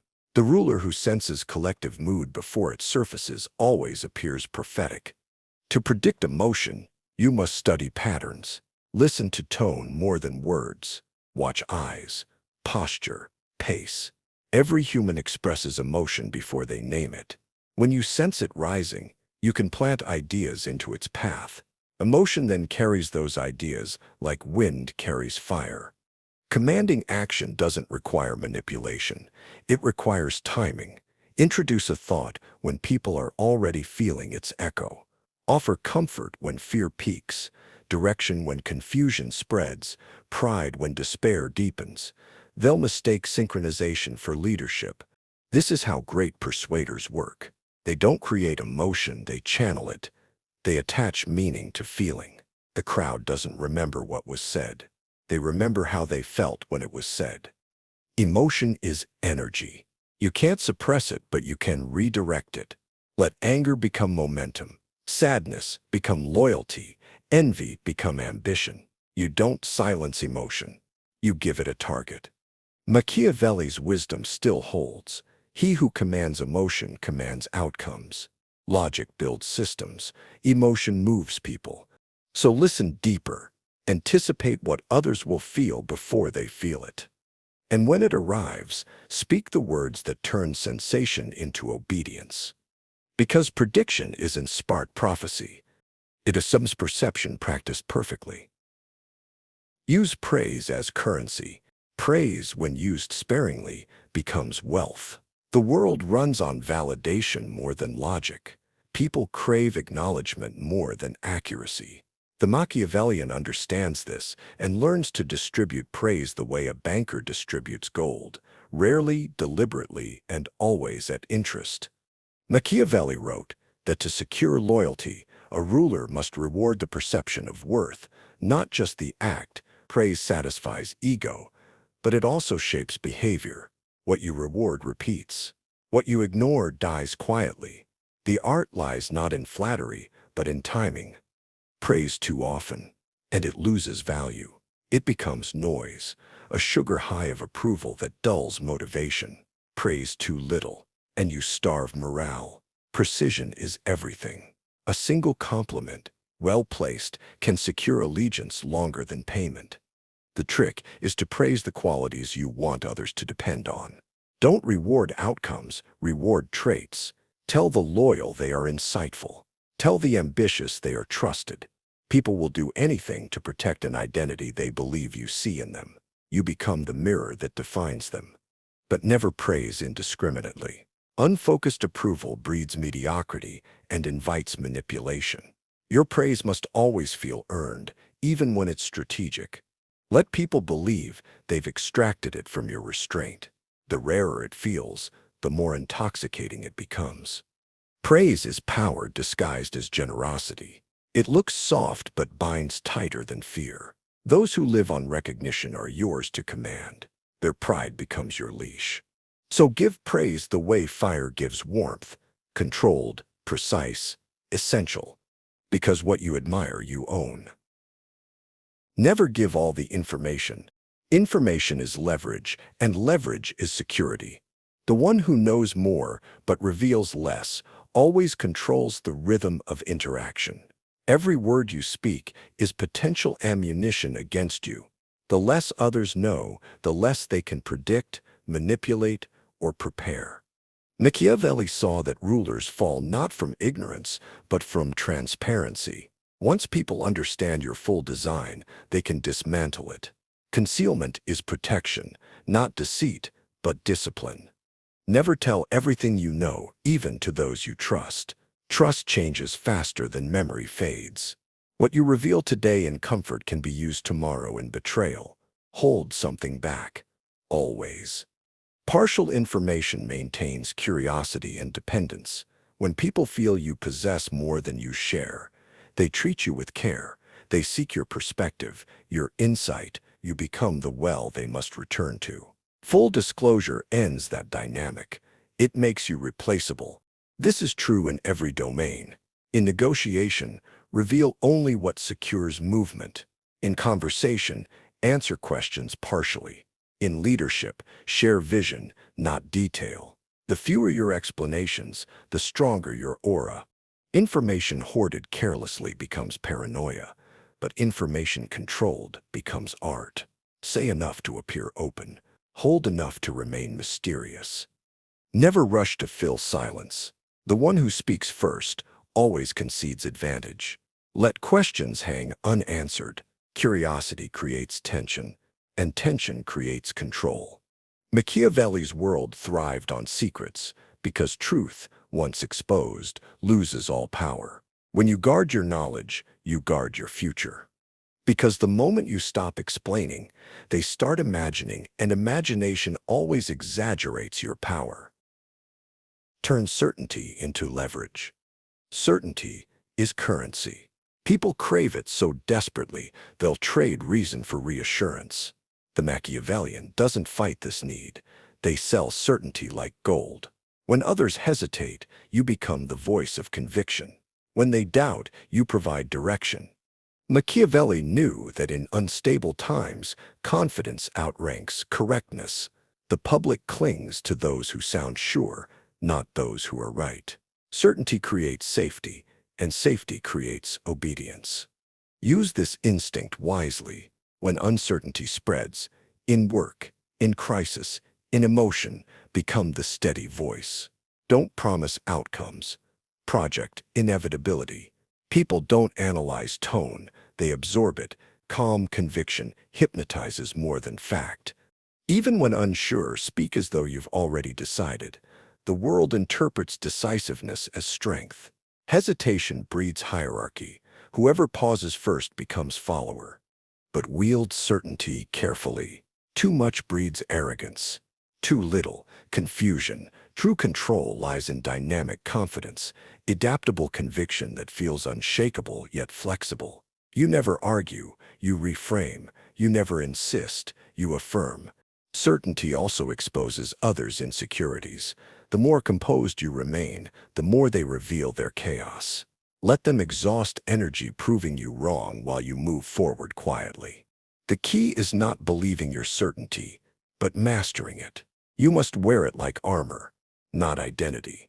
Doubt privately, decide publicly. The private thinker keeps growing. The public pillar keeps commanding. Because people follow the one who sounds certain long before they discover who was right. Reward publicly, correct privately. Praise in front of others elevates loyalty. Correction in private preserves dignity. Combine both, and you build power that feels fair. Machiavelli knew that perception of justice matters more than justice itself. People can endure criticism if it's unseen, but humiliation breeds revolt.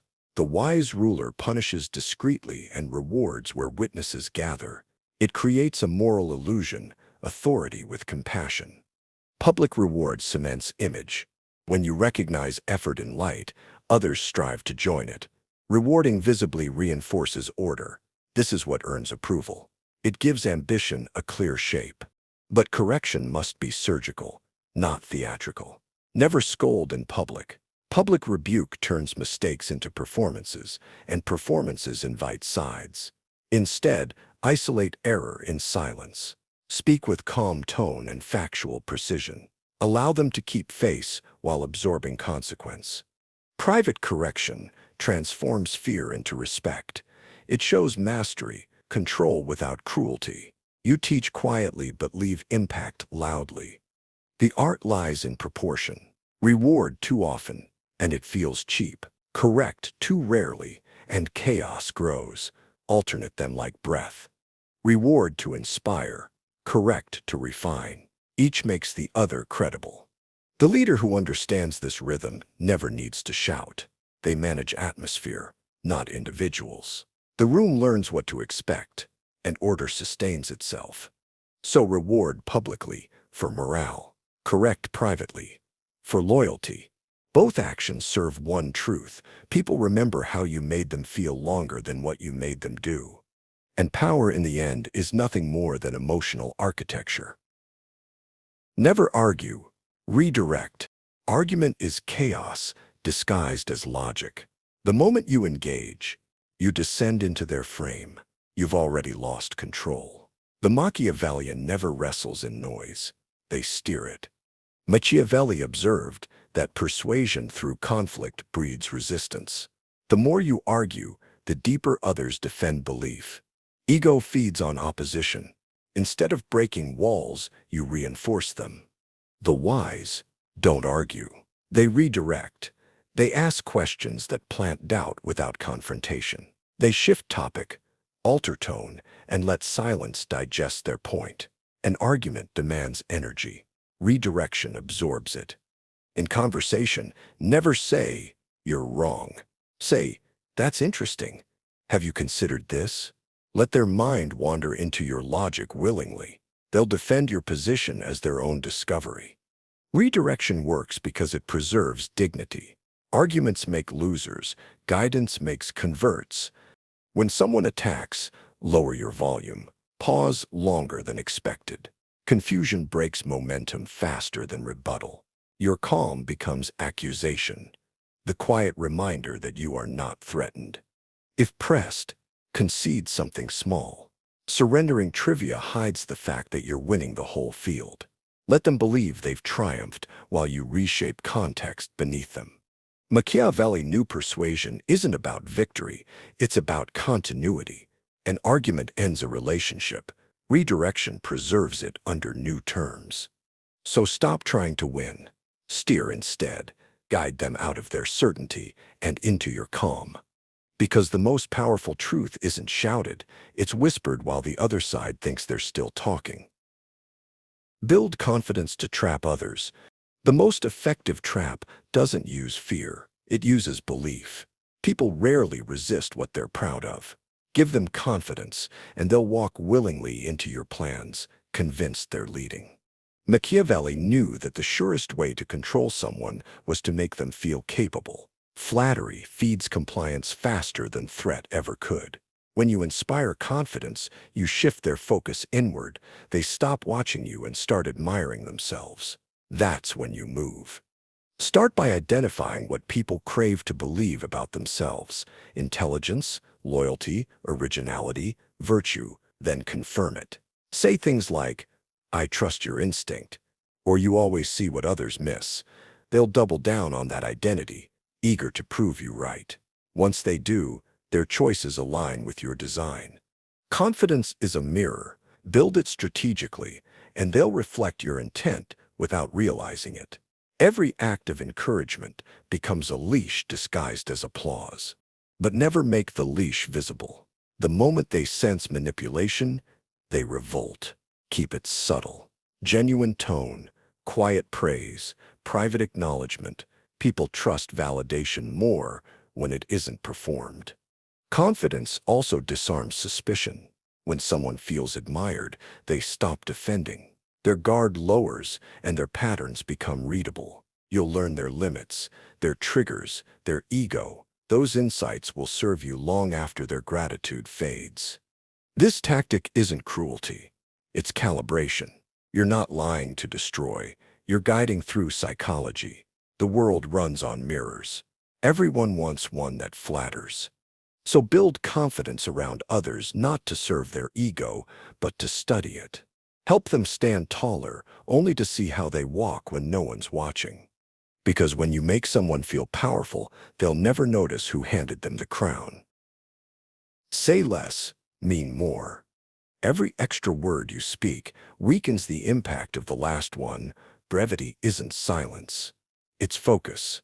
The fewer words you use, the more each one matters. Machiavelli knew that language is power, but also exposure. Talk too long and you reveal intent. Talk just enough and you create tension. People project meaning into your pauses. Their imagination finishes your sentence for you. That's how mystery becomes authority.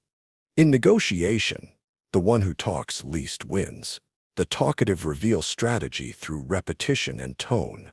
The silent absorb, adapt, decide. Speech is noise. Listening is leverage. But saying less isn't about withholding. It's about compression. You distill meaning until what remains is heavy. A calm statement, like "that won't do," carries more gravity than a 5-minute lecture. Power speaks through restraint, not elaboration. To master brevity, detach from the need to be understood immediately. Let silence finish your thought. The wise don't explain. They allow realization. When others interpret you, they invest in you. Even in emotion, less is more. Say "I'm disappointed," not "you've let me down again." The shorter the phrase, the longer it echoes. The world overvalues speech, but silence commands attention. The more you speak, the less people listen. The less you say, the more they remember. Machiavelli advised rulers to speak sparingly, not for mystery's sake, but because words are promises. Every sentence is a doorway someone can later use against you. Keep fewer open, so speak like a sculptor, removing until only precision remains. Because the most persuasive voice is the one that lets others hear themselves. Hide commands in compliments. People resist orders, but they crave affirmation. The skillful learn to blend the two until obedience feels like gratitude. Command cloaked as compliment bypasses ego entirely. Machiavelli understood that people want to please the one who sees their worth. Praise unlocks cooperation faster than authority. Instead of saying, "Do this," say, "You're always so reliable with these tasks." The difference is everything. One provokes duty, the other provokes pride. The mind accepts commands when they align with identity. If you compliment someone's intelligence before requesting a favor, they'll fulfill it to maintain self-image. You've transformed your will into their validation. That's the essence of psychological leadership. But subtlety is key. Overuse dulls effect. The compliment must feel earned, specific, sincere. Empty flattery insults intelligence. Strategic praise affirms it.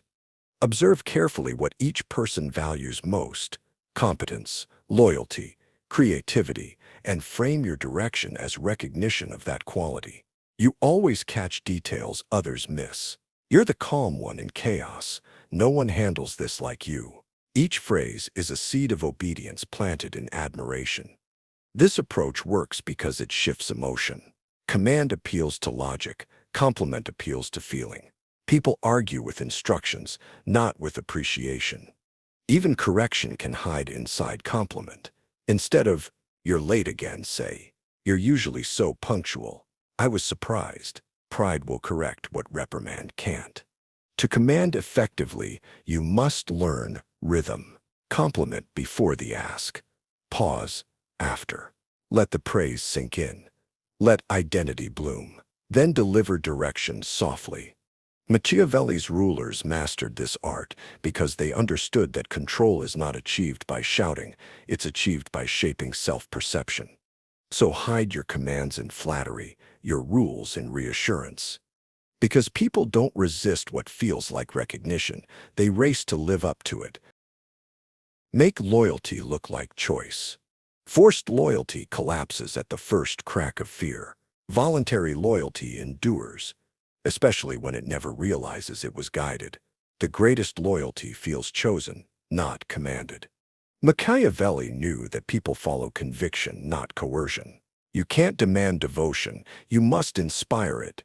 The trick lies in letting others feel like loyalty was their idea. Begin by aligning interests. Speak of shared vision, common goals, mutual respect. Avoid ownership.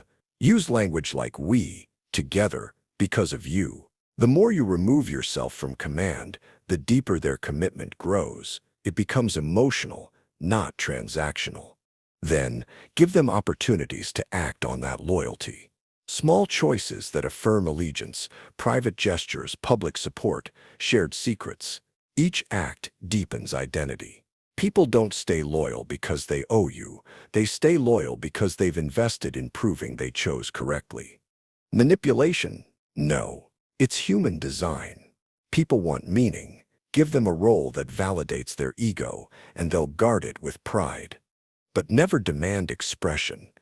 Let loyalty reveal itself slowly. Forced displays invite falseness. Quiet ones endure. The moment they think they're serving freely, the bond cements. And when betrayal inevitably tempts them, remind them subtly of their own choice. I've always trusted your judgment. You've never failed to see the bigger picture. These phrases don't guilt. They awaken identity. Few will betray a self-image built on loyalty. True loyalty cannot be enforced. It must feel like freedom. So never ask for allegiance. Let it bloom. Because the most unbreakable chains are the ones woven from pride. Reveal only what benefits you. Transparency is romanticized, but it's fatal to strategy. The more others know, the less they imagine, An imagination once gone can never be restored. Power thrives in partial knowledge, in the carefully revealed fragment that guides perception while concealing control. Machiavelli wrote that secrecy was not deceit, but wisdom. To reveal everything is to surrender leverage. The wise reveal selectively, transforming exposure into narrative. Show only what advances your design. When you share, do it intentionally, not to inform, but to influence. Disclosure becomes performance. The truth shaped to serve purpose. People believe what they see, so show them what they're ready to believe. This is how leaders maintain mystique. They let just enough truth escape to build trust, but never enough to remove curiosity. Too much honesty removes tension, and tension is the gravity that holds attention. In personal power, restraint is survival.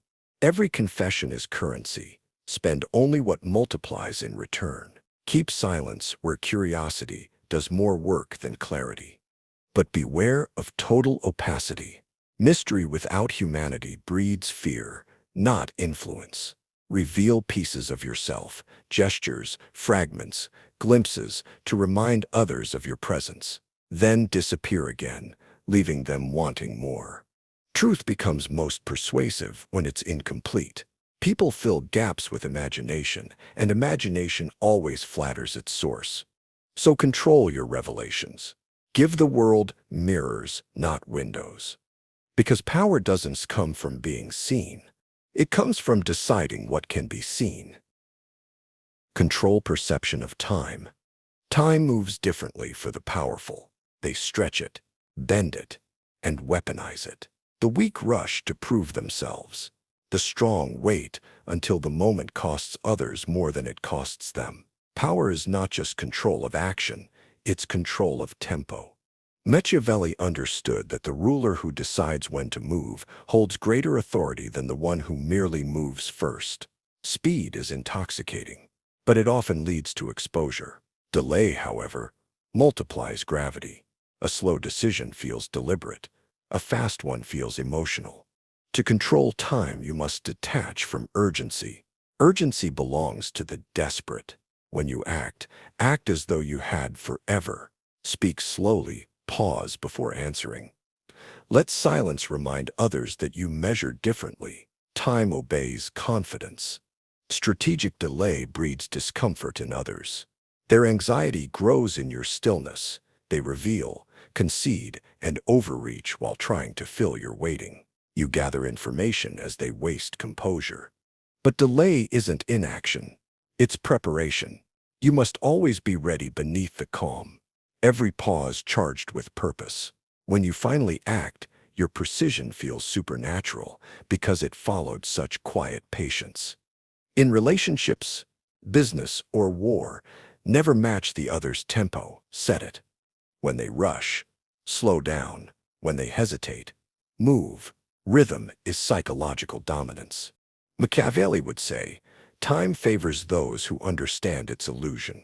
The moment you make others adapt to your pace, you've made them play by your rules. So stop chasing time. Control perception of it. Be the calm hour in the room full of seconds. Because the one who dictates timing dictates destiny. Promise hope. Deliver results. Hope is the world's favorite illusion. It feeds patience, softens fear, and keeps chaos contained. Promise hope, and you own hearts. Deliver results, and you own history. The combination makes you untouchable. Machiavelli observed that people endure any hardship if they believe it will end in victory. Hope suspends despair. It gives people reason to suffer willingly. The wise leader uses this not to deceive, but to sustain. Hope motivates where fear alone would destroy. Promise hope in language. Use vision, not detail. Speak of direction, not duration. Let people imagine the reward you never fully describe. Vagueness empowers imagination. Specifics invite scrutiny. The less defined the dream, the more perfect it seems. But never rely on hope alone. It's a fragile fire. Feed it with evidence. Results, small, visible, undeniable, convert hope into loyalty. People forgive delay if they can taste progress. Promise endlessly and fail once, and you lose them. Deliver quietly and occasionally, and they'll follow you through storms. Hope builds anticipation.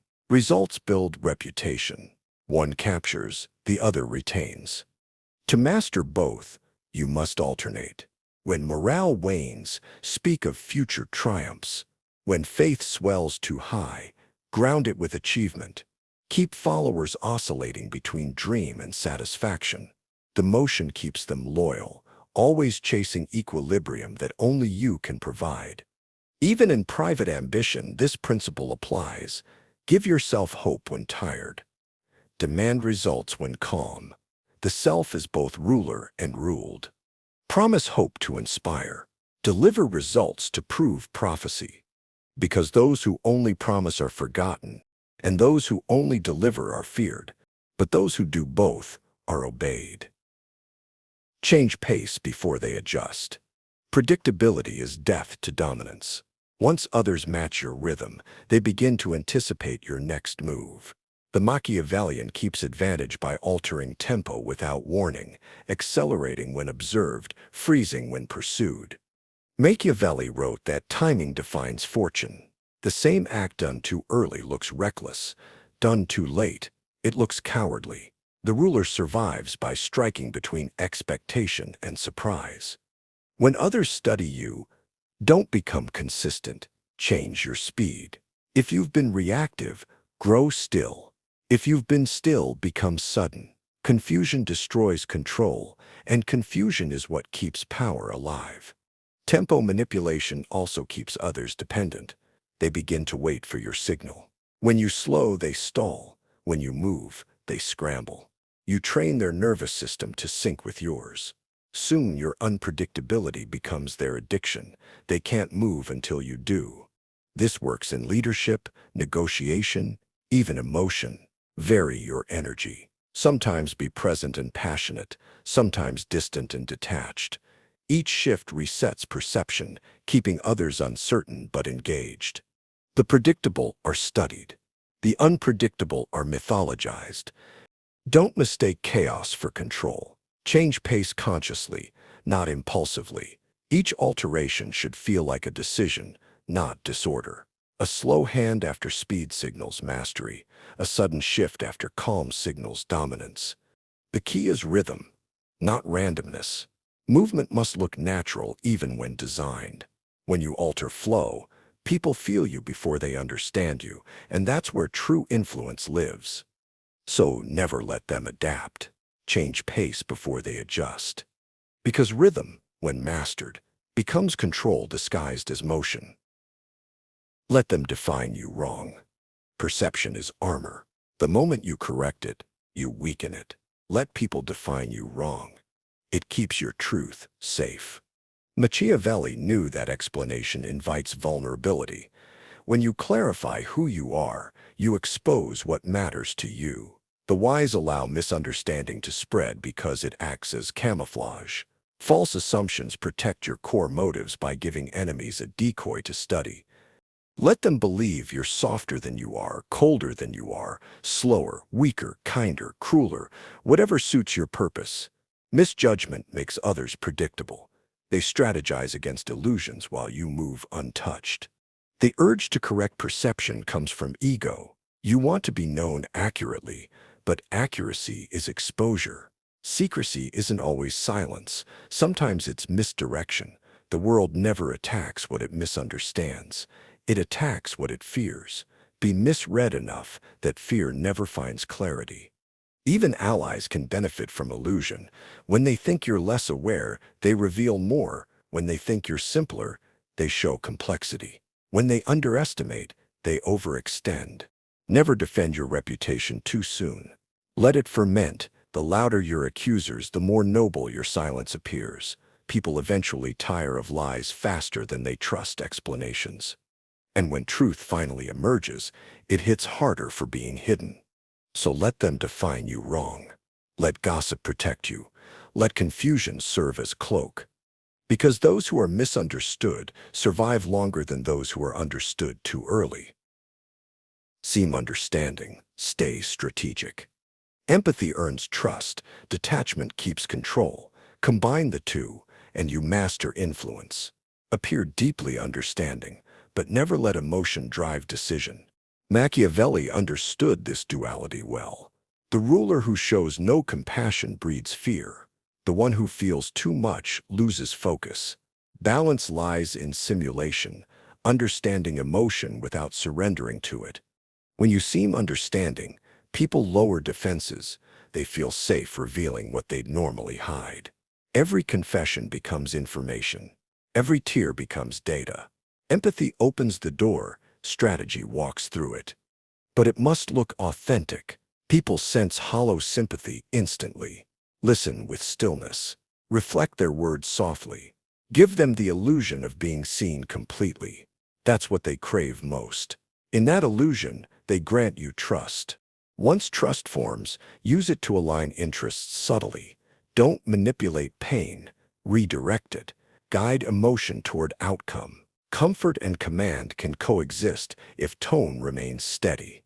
The challenge is internal discipline. To seem understanding, you must appear emotionally open while staying cold beneath the surface. Feel for others, but never with them. The moment you share their storm, you lose your clarity. When the time for decision arrives, switch seamlessly from warmth to will. They'll interpret firmness as care disguised as protection. You'll be both healer and ruler, the most persuasive form of authority. So seem understanding. Listen with calm. Speak with empathy, but never let it infect your strategy. Because emotion builds connection, but detachment preserves command. Expect betrayal, never surprise. The moment you begin to expect loyalty from everyone, you hand them the power to break you. Betrayal isn't an exception in human behavior. It's the rule waiting for its turn. The powerful understand this. They don't lose faith in people. They lose surprise. Machiavelli knew that loyalty often lasts only as long as fear or benefit. People change sides when it profits them. They love as long as it's easy, and they turn when it's safe. The wise ruler doesn't deny this nature. He calculates it. Expect betrayal not to become paranoid, but to become prepared.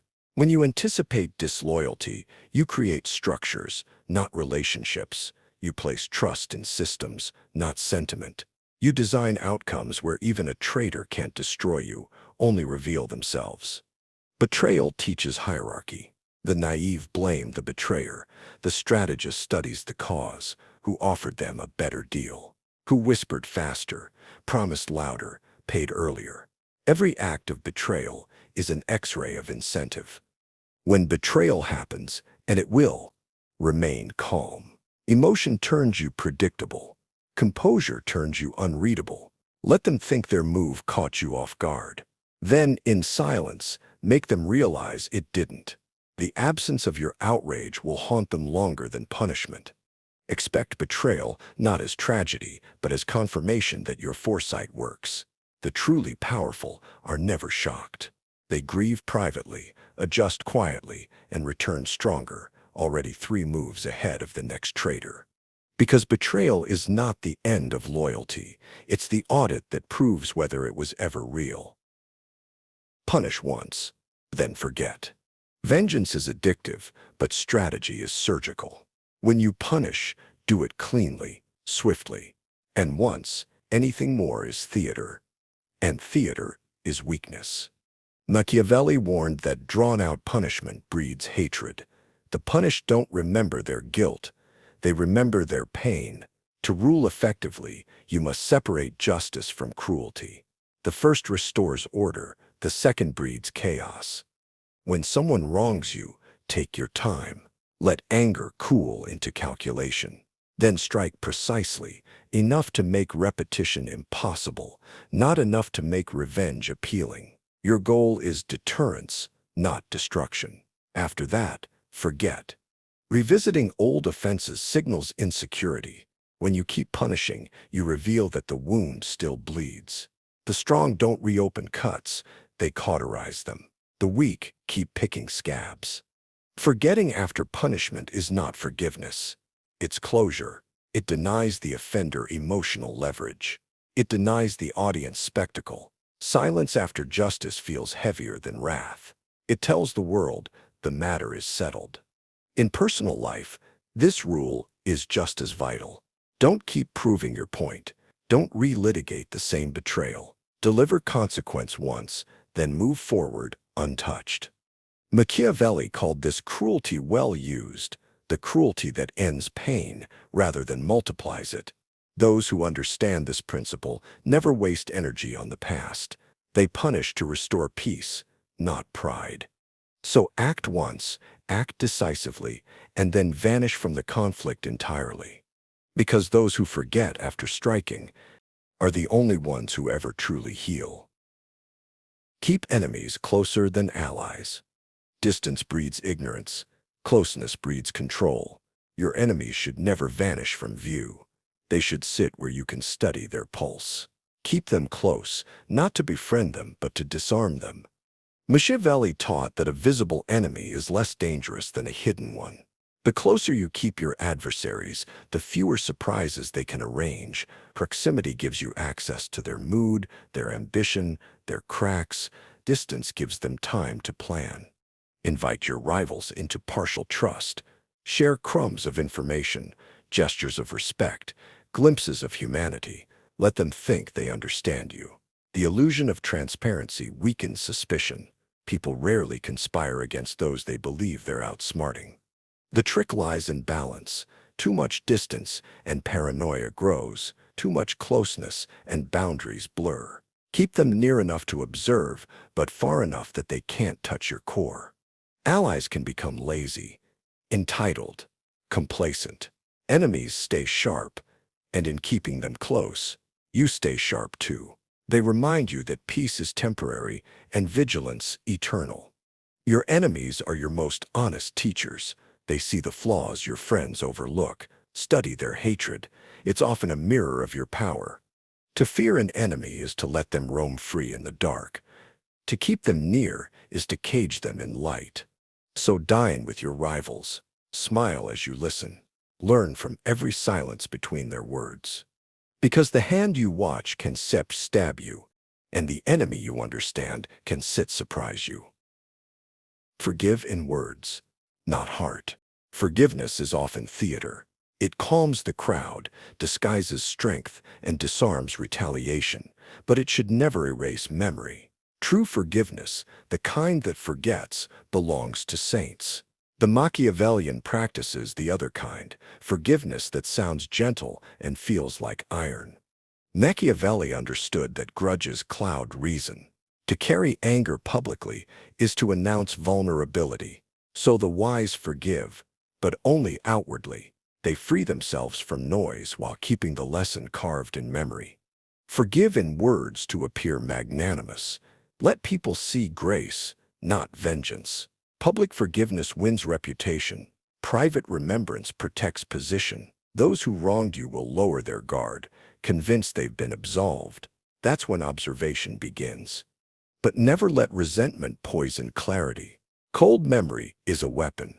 Hot emotion is a wound. The difference is temperature. Control it. Learn from the offense, then place it on a shelf inside your mind, labeled, studied, inactive until needed. People will praise your capacity to forgive, never realizing your peace hides precision.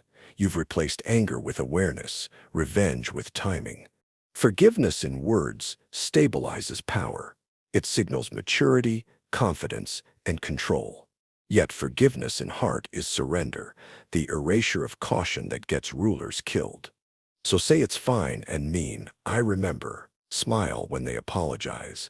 Record the data quietly. Because those who forget kindness are fools, but those who forget betrayal are corpses. Revenge works best unseen. The sweetest revenge is the one no one can prove. Visibility cheapens it. Public vengeance satisfies the crowd, but warns future enemies. The unseen kind leaves doubt, and doubt is fear's twin. Machiavelli cautioned rulers not to make revenge emotional. Passion turns strategy into confession. The wise take revenge like medicine only when required in doses invisible to spectators. Never announce retaliation. Let time separate action from cause until connection dissolves. When revenge finally lands, let it look like coincidence, karma, fate. The target should suspect, not confirm. Fear grows in suspicion. Unseen revenge also protects image. You appear forgiving while orchestrating justice beneath the surface. Mercy becomes mask, and the mask becomes legend. People fear those whose smiles hide storms. The key is patience. Rage seeks immediacy. Power prefers delay. Wait until no one's watching. Strike indirectly, through opportunity, through omission, through influence. A word withheld can wound deeper than a weapon. When vengeance remains invisible, you never lose control. There's no proof to confront, no closure to claim. Your enemy lives haunted, uncertain whether you've acted or still will. That uncertainty erodes peace more efficiently than punishment. Revenge isn't about destruction, it's about rebalancing power. When done quietly, it becomes purification, not spectacle. So never chase dramatic vengeance. Let time, distance, and subtlety be your accomplices. Because revenge seen ends a story, but revenge unseen rewrites it. Let time destroy your enemies. The cruelest weapon is patience. Most enemies destroy themselves when given enough time, because time exposes what anger cannot see. The wise do not rush to punish. They simply step aside and let decay work. Machiavelli understood that time is not neutral. It's corrosive. It wears down certainty, weakens alliances, and magnifies small flaws until they swallow empires. When someone wrongs you, resist the urge to act immediately. Let their impulses play out. People reveal their true nature when they believe victory is already theirs. Silence becomes your camouflage. Distance becomes your ally. While they waste energy maintaining pride or control, you conserve yours. The impatient burn out in the heat of their own emotion. Time cools you and cooks them. Watch how every false friend eventually overreaches. Every liar contradicts themselves. Every betrayer builds their next trap too soon. All you must do is remember and wait. The world has a way of completing the punishments you don't deliver. But patience isn't passivity. It's pressure disguised as calm. You still prepare, still gather, still strengthen. Time doesn't heal power, it sharpens it. You age into advantage while others erode into exposure. By the time your enemy collapses, your hands are clean. The crowd will say fate was cruel, never realizing you simply stepped out of the way. Because nothing destroys arrogance faster than time left alone with itself. Never repeat a warning. A warning given twice loses authority. The first is instruction. The second is begging. The powerful never repeat themselves because repetition reveals dependence, the need to be obeyed. Machiavelli wrote that mercy should end where understanding begins. If you've spoken once, you've done your duty. The next failure is not their mistake. It's your indulgence. When people ignore your words, they're testing boundaries. They're measuring your tolerance. Every repeated warning extends that line and tells them exactly how far they can push. Discipline requires precision, not volume. In leadership, this means acting after the first defiance. Calmly, immediately, without speech. The fewer your explanations, the stronger your presence becomes. People respect consequence more than correction. In personal life, the same law applies. Never keep reminding someone how to treat you. The more you explain your value, the less they feel it. Withdraw instead. Boundaries stated once are noble. Boundaries restated are noise. But your first warning must be clear and calm. Emotion muddies authority. A quiet sentence, "This doesn't happen again," said once and followed through, creates more order than any shouting ever could. Repetition is for teachers. Finality is for rulers. So speak once, act once, and then move on. The world learns from silence faster than sermons, because the voice that echoes twice no longer commands, it pleads. Humiliation is a sharp weapon. Fear makes people obey. Humiliation makes them remember. It burns deeper than punishment because it touches the one thing pride can't heal. Machiavelli saw humiliation as a double-edged tool, powerful when used sparingly, destructive when used often. To humiliate is to make someone see themselves through your dominance, but this must be done strategically, never emotionally. A public shaming done for revenge poisons the ruler's image. One done for demonstration strengthens authority. The difference is motive, punishment of ego versus preservation of order. When correction is needed, humiliation should be clean, minimal, symbolic.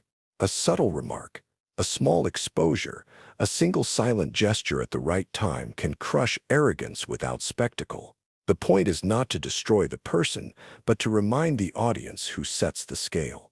However, use humiliation too often and it dulls into cruelty. The crowd turns sympathy toward the victim, not respect toward you. Humiliation works best when it's unexpected, when someone used to comfort suddenly faces your precision. Privately, humiliation can teach faster than punishment. When someone realizes they've shamed themselves through their own actions, they reform faster than if you'd forced them. Let them discover the mirror themselves. Machiavelli's wisdom was restraint.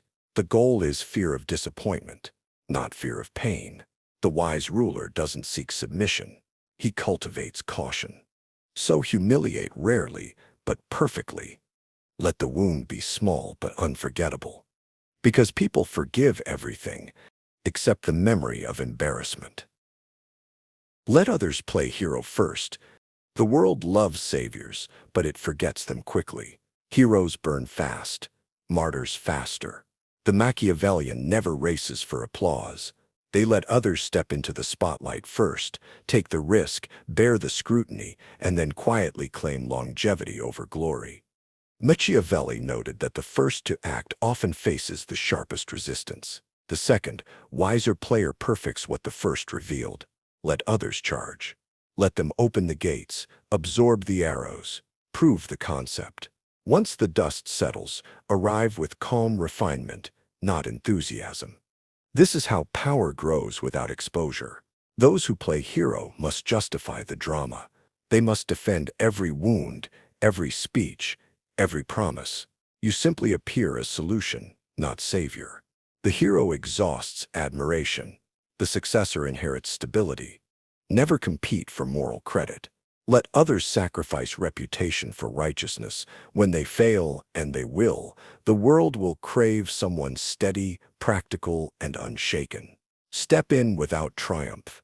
Offer balance, and they'll thank you as if you rescued them. Even in private life, this law holds.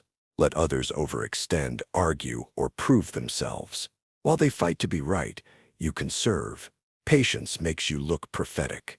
The key is timing, entering when others start to regret their heroism.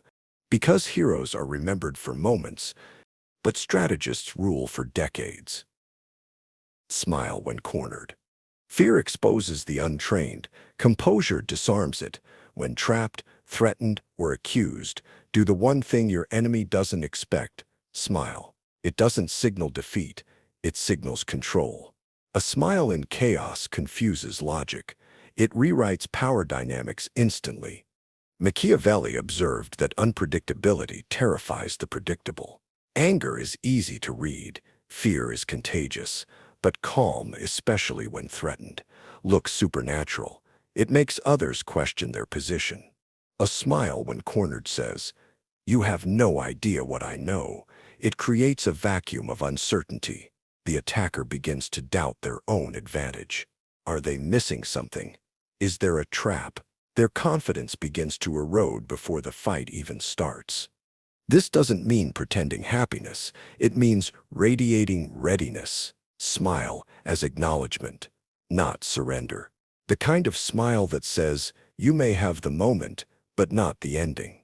Practically, this gives you time. When emotions surge, composure restores oxygen. It lets you think clearly while others act from adrenaline. You gain seconds of advantage disguised as stillness. In negotiation, confrontation, or loss, a smile steals narrative power. It turns every humiliation into mystery. It makes others uncomfortable because they can't tell whether you're defeated or dangerous. Machiavelli would say composure is theater, and theater properly played is survival. So when cornered, don't panic. Breathe, straighten, smile. Because nothing unsettles a predator like prey that looks amused. Survive scandal by owning it. Scandal kills the weak because they run from it. The strong survive it because they walk straight through. When you own your scandal, you take away its fuel. People can't use against you what you've already accepted.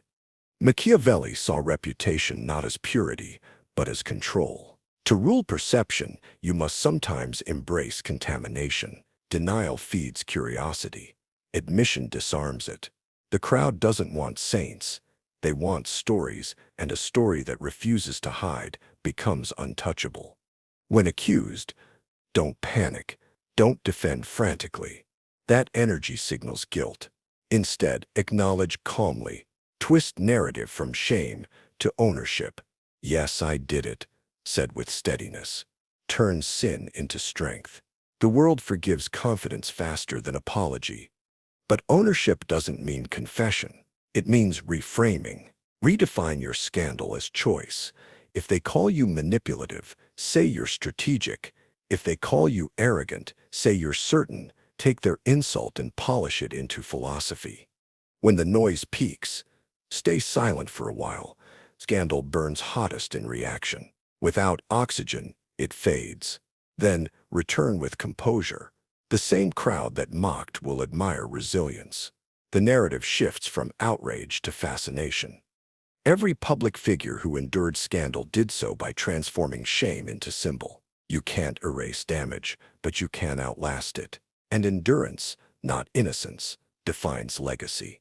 So when accused, don't run. Don't explain. Just stand. Because the one who stands through fire doesn't just survive it. They become the reason others fear heat. Never show surprise or panic. The world watches your reactions more closely than your results. When you flinch, they sense opportunity. When you panic, they smell blood. Control of expression is control of battlefield. Machiavelli believed that fortune favors composure, not luck, not morality, but the calm face that conceals strategy. Surprise reveals lack of foresight. Panic reveals lack of plan. Both destroy aura faster than failure. No matter how sudden the blow, hold your stillness. Don't let emotion move faster than logic. You can fall apart privately. Public calm must remain sacred. The ability to remain unshaken convinces the world you've prepared for everything, even chaos. When disaster hits, slow your breathing. Delay your words. Pause before every response. A still reaction unsettles both ally and enemy because it removes predictability. They can't tell if you're defeated or calculating. This discipline turns crisis into theater. While others scramble, you observe. Every moment of panic from them becomes information for you. Every scream reveals weakness. Every rush reveals impatience. Even when caught completely off guard, act as though it's part of your design. Say less. Move with the same rhythm as before. Routine in chaos is dominance disguised as grace. The calm face does not deny emotion. It controls its display. Emotion is currency. Spend it where it buys power. Because once people realize they can shake you, they stop trying. Retreat without admitting defeat. Sometimes survival demands retreat. The wise do it elegantly, leaving no scent of surrender. The secret is to move backward while appearing to move sideways, to frame withdrawal as transition, not loss. Machiavelli warned that pride destroys faster than failure. Those who cling to image perish defending illusions. But those who know how to step back with composure live to conquer again. Retreat is not escape. It's regrouping. It's the art of choosing the next battlefield. The key lies in how you narrate it. Don't say you're leaving. Say you're focusing. Don't say you're quitting. Say you're refining. Language protects dignity. When you withdraw, do it quietly. Make no announcement. Seek no sympathy. Let the world think you're still there, until your silence becomes strategy. When you reappear, arrive stronger, cleaner, redefined. The most terrifying enemy is the one who seems gone, then returns different. While others wasted victory celebrating, you rebuilt. The power of retreat lies in timing, leaving right before collapse, returning right after chaos. Retreat gracefully by maintaining posture. Even in loss, elegance suggests control. Stand tall, speak calm, exit slowly. Pride makes exits loud. Wisdom makes them invisible. The fool fights until death to look strong. The strategist steps back to become stronger. Because real power doesn't die in defeat, it hides there until the noise fades. End fights before they begin. Every war avoided is one already won. Power isn't proven through conflict, it's preserved through deterrence. The true strategist ends fights before the first blow. Machiavelli advised that visible strength prevents rebellion better than actual violence.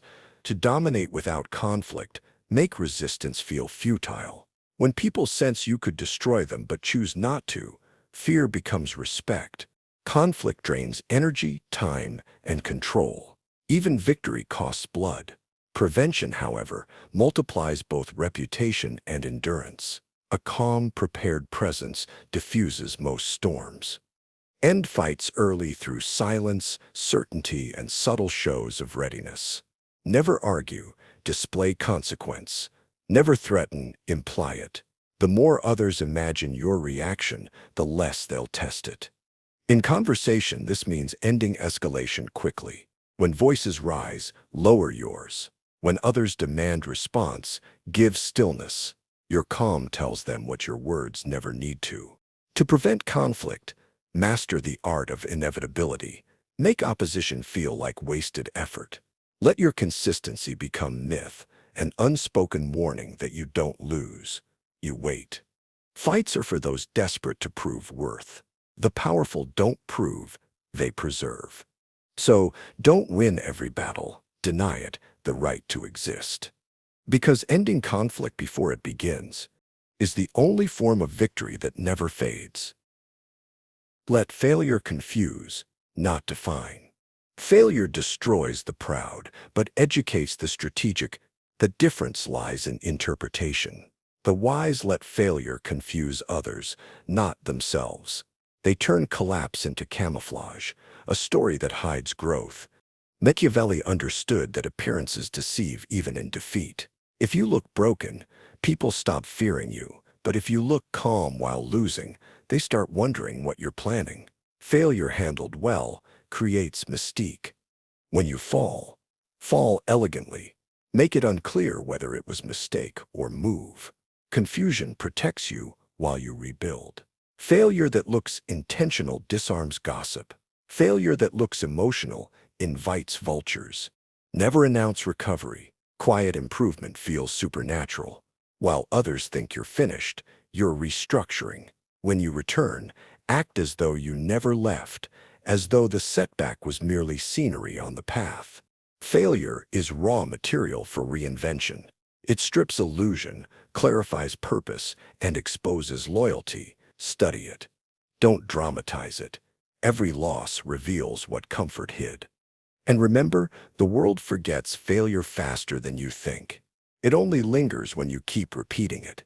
Act unshaken, and people will rewrite your story to match your composure. So fail with grace, recover in silence, and confuse them all. Because when failure stops defining you, it starts defining everyone else who doubted you. Fall gracefully, rise patiently. Power isn't lost when you fall. It's lost when you resist falling. The world studies not your descent, but your composure as you descend. The graceful fall protects reputation. The patient rise restores it. Machiavelli knew that defeat handled with dignity becomes rehearsal for return. Those who panic while falling confirm weakness. Those who control their collapse transform it into spectacle. There's a strange respect in watching someone break beautifully. To fall gracefully means accepting gravity. Don't flail. Don't beg. Control your posture even as the floor disappears. Speak calmly. Smile faintly. End with words that sound like beginnings. This chapter's finished. People remember grace longer than victory. Rising patiently is the second half of the art. Never rush your comeback. Rushed resurrection looks desperate. Vanish for a while. Let the silence rewrite your image. When you re-emerge, arrive with mastery disguised as peace. The world will project mystery onto your patience, not realizing it was calculation all along. Fall and rise are not opposites. They are choreography. One makes the other meaningful. A graceful fall plants memory. A patient rise harvests it. Those who never fall remain forgettable. Those who fall often but rise elegantly become legends. So don't fear collapse. Just make it cinematic. Let the crowd misinterpret your silence as surrender. Then return, slower, quieter, and infinitely stronger. Because the fall tests reputation, but the rise defines legacy. Replace what you lose quickly. Loss is inevitable, but recovery is optional. The powerful know that every void attracts attention, and attention must never linger on emptiness. When you lose something, replace it swiftly, even symbolically. The illusion of continuity is more important than continuity itself. Machiavelli observed that people forgive the wound faster than the absence it leaves. A kingdom survives losing a war if the celebration continues. A leader survives losing an ally if they appear unmoved. The world reads composure as competence. When you lose money, support, reputation, trust, fill the gap immediately. Replace presence with presence. It doesn't have to be equal. It only has to be visible. Replace a lost ally with two lesser ones. Replace reputation with silence that feels deliberate. Replace confidence with calm routine. If you linger on the loss, others will study it. Their focus becomes infection.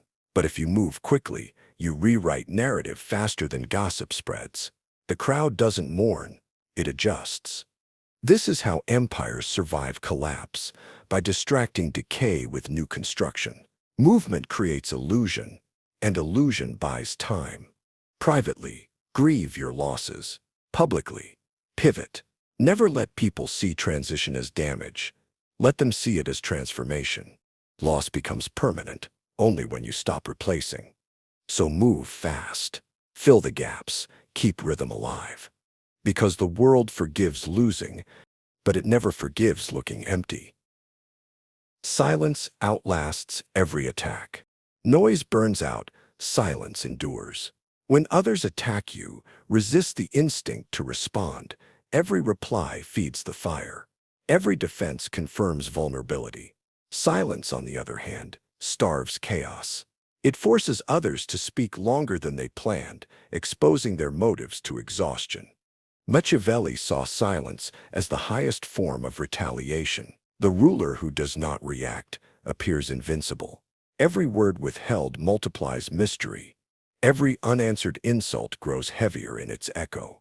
Eventually, the noise collapses under its own weight. Silence also reframes power. When you say nothing, others interpret for you, and their interpretations always reveal more about them than about you. The wise ruler lets gossip write itself into fatigue. People forget scandals but remember composure. Silence is not weakness. It's control of tempo. Words are immediate. Silence is eternal. It continues working after the moment ends. A calm face, an unspoken word, a quiet step away. These gestures wound louder than shouting ever could. But silence must be intentional, not cowardly. It's not withdrawal from truth. It's discipline in noise. You must stand visibly still, not vanish completely. Power's silence should feel chosen, not forced. Eventually, those who attacked will find themselves talking to emptiness.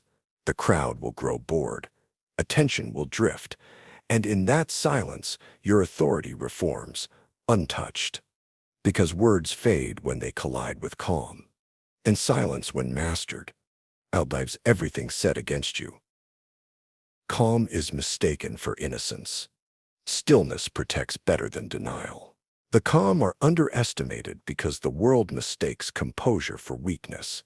That misjudgment is the Machiavellian's shield. Machiavelli noticed that panic attracts suspicion, but serenity invites trust. People assume guilt hides behind noise, not quiet. When you remain composed in accusation, they hesitate to believe you capable of wrongdoing. They want to see tension. When none appears, they doubt the claim. Calm also buys time. While others argue, you observe. While they defend, you plan. Stillness creates space to think, and in that space, chaos unravels itself. The loud expose what they fear. The calm conceal what they know. In leadership, calm becomes moral disguise. It allows ruthlessness beneath a gentle face. You can make hard decisions, issue brutal orders, even orchestrate downfall, and still appear blameless. The mask of serenity turns severity into virtue. Never rush to prove emotion. People equate visible distress with honesty, but honesty doesn't need display. Let the crowd believe you're incapable of deceit simply because you don't tremble. Their trust becomes your camouflage. The calm are not harmless, they're unreadable, and unreadable people live longer in worlds ruled by noise. So cultivate stillness not just as defense, but as art. Let others think peace means purity. Let them sleep near danger without realizing it. Because calm isn't set innocence, it's invisibility perfected. Don't to seek revenge. Become it. Revenge ends stories. Transformation begins them. Don't seek revenge as an act. Become it as a state. The best vengeance is success. So vast it renders the original injury irrelevant. Machiavelli understood that revenge driven by emotion consumes the avenger faster than the enemy. It becomes obsession, and obsession is servitude. The truly powerful use pain as raw material, not motivation. To become revenge means to grow in silence until the result itself delivers judgment. You don't chase retribution, you outlast it. The enemy becomes a footnote in your evolution. Their insult becomes the spark that forged your endurance. Work quietly, rise naturally. Let every improvement echo back toward those who tried to bury you. Their guilt will arrive uninvited, disguised as respect. But don't glorify suffering. Use it. Pain is neutral until you assign meaning. Assign it power. Let it discipline your habits, sharpen your vision, mature your patience. Every scar becomes an argument you no longer need to make. When your success finally surfaces, say nothing about revenge. The silence will sting more than triumph. They'll know without hearing it. Machiavelli would call this elegance through inevitability, victory without confession. So don't seek revenge. Become someone for whom revenge is redundant, because there is no greater punishment than watching what tried to destroy you or turn into your legacy SEP's foundation. Build systems, not followers. Followers are fragile. They vanish when fear fades or profit shifts. Systems endure. The wise don't seek devotion from people. They build structures that make loyalty automatic. Machiavelli observed that charisma wins crowds, but systems rule nations. Charisma dies with mood. Systems survive without applause. Every ruler who relied on charm fell to boredom or betrayal. But those who built processes, rituals, and rules outlived their personalities. To build systems means to translate power into rhythm, into habits that operate even when you're absent. A leader who must be everywhere is already weak. Build mechanisms that enforce order by themselves. Incentives, hierarchies, language, culture. When loyalty becomes routine, obedience needs no reminder. Followers are emotional. Systems are architectural. Emotions fluctuate with gossip, rumor, fatigue. Systems are indifferent. They repeat without mercy. The wise hide authority inside repetition, so no one notices the chains anymore. In business, in politics, even in personal influence, systems turn loyalty into gravity. They keep people orbiting your design long after the original enthusiasm fades. But systems require sacrifice. You must give up constant recognition for silent permanence. The crowd may forget your name, but they'll live inside your structure. That's real immortality. Machiavelli would call it invisible sovereignty, power that no longer needs a face. So stop collecting followers. Build the rhythm that outlives them. Because people defect. Systems don't set. Teach just enough to be needed. Knowledge is currency, and bankruptcy comes from generosity. The one who teaches too much becomes replaceable. Teach enough to empower others, but never enough to make yourself irrelevant. Machiavelli warned rulers to share wisdom with limits. A teacher who gives every secret away trains successors who no longer need them, but the one who withholds the final piece ensures dependence. People admire teachers, but they rely on gatekeepers. You must be both. Give them progress, but leave the summit hidden behind your silence. When others feel they owe their growth to you, loyalty becomes gratitude wrapped in necessity. In mentorship, share insight, not mastery. In leadership, share vision, not method. When you teach principles but keep the formula, you remain the constant reference point, the compass they return to when lost. This is not cruelty. It's architecture. Every hierarchy needs gravity. The moment everyone knows as much as you, structure collapses. Guidance turns into competition. Teach just enough to illuminate their path, not enough to map yours. And when they thank you for your generosity, smile. Let them believe they've learned everything. Only you need to know how much remains unspoken. Power doesn't come from what you know. It comes from what they think only you can explain. Turn loyalty into structure. Loyalty without structure is a storm, powerful but temporary. Structure channels devotion into permanence.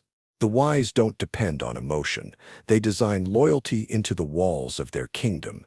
Machiavelli wrote that loyalty gained through affection dissolves in hardship, but loyalty reinforced through necessity becomes self-preserving. The trick is to make loyalty part of routine, not sentiment. People remain faithful when the system rewards faithfulness and punishes drift. Build rituals, titles, hierarchies, external reminders of belonging. When identity fuses with structure, leaving becomes existential, not emotional. In leadership, this means aligning loyalty with self-interest. Pay those who stay. Promote those who protect.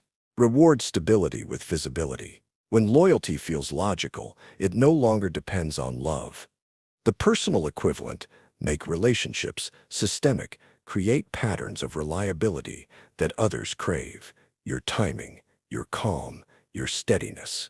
When your presence becomes part of their structure, absence becomes unthinkable. But never make loyalty one-sided. Dependency must flow both ways. You remain irreplaceable only as long as they feel irreplaceable too. Mutual structure, not blind devotion, ensures longevity. Machiavelli admired rulers who embedded loyalty into the fabric of daily life, loyalty that ran on its own momentum. So don't just beg for allegiance. Design it. Because love can fade. But systems don't forget their architects. Make tradition out of strategy. The most permanent power hides behind ritual. Once a clever tactic is repeated long enough, it becomes tradition, and tradition no longer needs defense. Machiavelli understood that customs are just strategies that survived memory. What begins as manipulation ends as culture. When you turn your methods into norms, resistance disappears. People obey tradition even when they forget why it exists. The secret is repetition with reverence. Perform your strategies consistently until they look sacred. Ritualize meetings, phrasing, gestures. Predictability creates myth. When people associate stability with your way of doing things, they protect it themselves. This is how religions, governments, and corporations immortalize design. The founder's clever rule becomes sacred law simply because it's old. No one questions what has rhythm. But don't announce your intention. Tradition must look accidental, born of wisdom, not control. Frame changes as returns to ancient values. Speak of continuity, not innovation. The past is the safest disguise for manipulation. Over time, people will confuse your structure with morality. They'll defend your creation against anyone who questions it, even against themselves. That's the ultimate victory of influence, when others maintain your system thinking they're preserving order.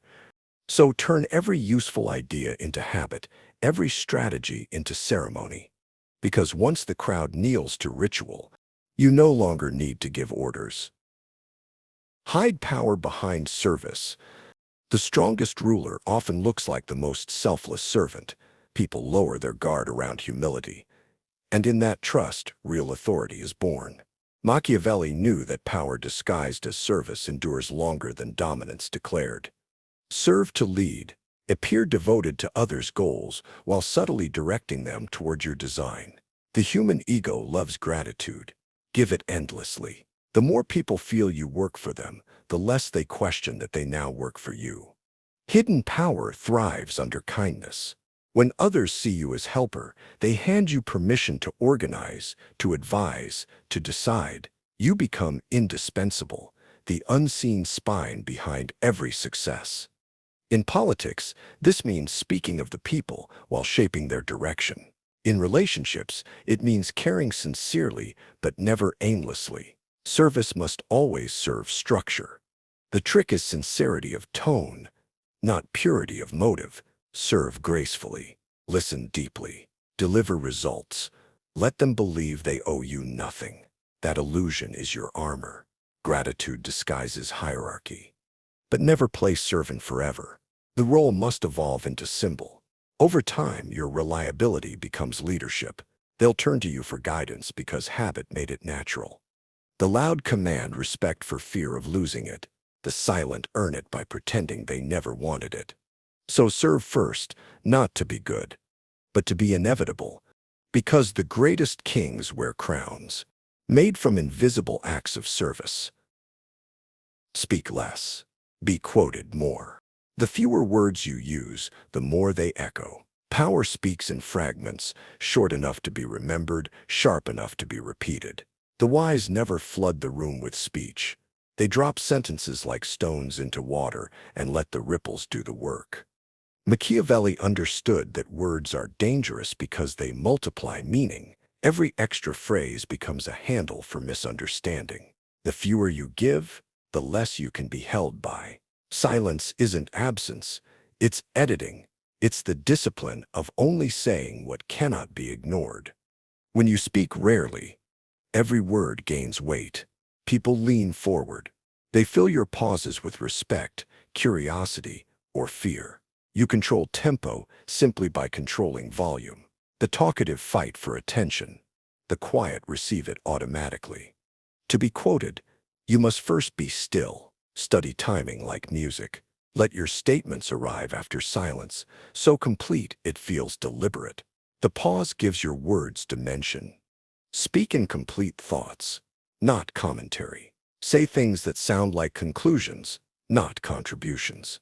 The world doesn't quote agreement. It quotes finality. Avoid explanation. Let people interpret.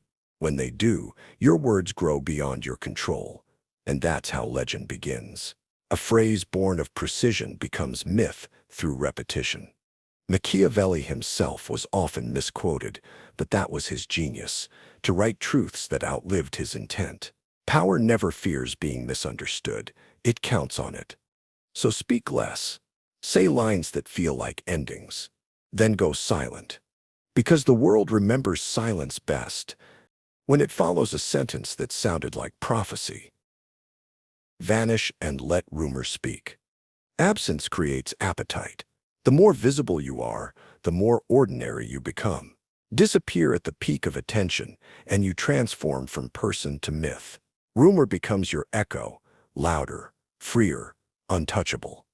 Machiavelli observed that presence invites scrutiny, but absence invites imagination. And imagination is always kinder to legends than to the living. When people can no longer study you, they start inventing you. Strategic disappearance multiplies power. Leave after success, not before it. Let the crowd wonder why. Their curiosity sustains you long after their applause would have faded. Return only when silence has made your shadow larger than your body. Rumor works better than reputation because it doesn't need proof. It evolves, shifts, spreads. You can't defend a rumor, and you don't have to. It works while you sleep. The key is timing. Vanish when your influence feels stable, not weak. Disappear mid-sentence, not after the applause. The abruptness makes absence feel intentional. People assume purpose when they can't detect chaos. When you return, do it without explanation. Let rumor precede you like an army. Every silence that once questioned you will now announce you. The world fears what it can't define, and absence is the oldest mystery. So vanish often, leave gaps for imagination to fill. Let rumor speak your name into places you've never been. Because the unseen leader always looks larger than life. Protect the myth of fairness. The world craves justice even when it doesn't exist. People will follow tyranny if it feels fair, and rebel against fairness if it feels rigged. Machiavelli understood that perception of justice is stronger than justice itself. Fairness is a myth, but it's a necessary one. Without it, loyalty decays. The wise ruler preserves the illusion. Appear balanced, reasonable, empathetic. Let others believe decisions follow principle, not preference. Behind the curtain, act according to advantage. Never announce bias. Reward quietly. Punish quietly. Publicly. Maintain the posture of impartiality. It's not deception. It's stability. The crowd must think the world has order, even if you're the one arranging it.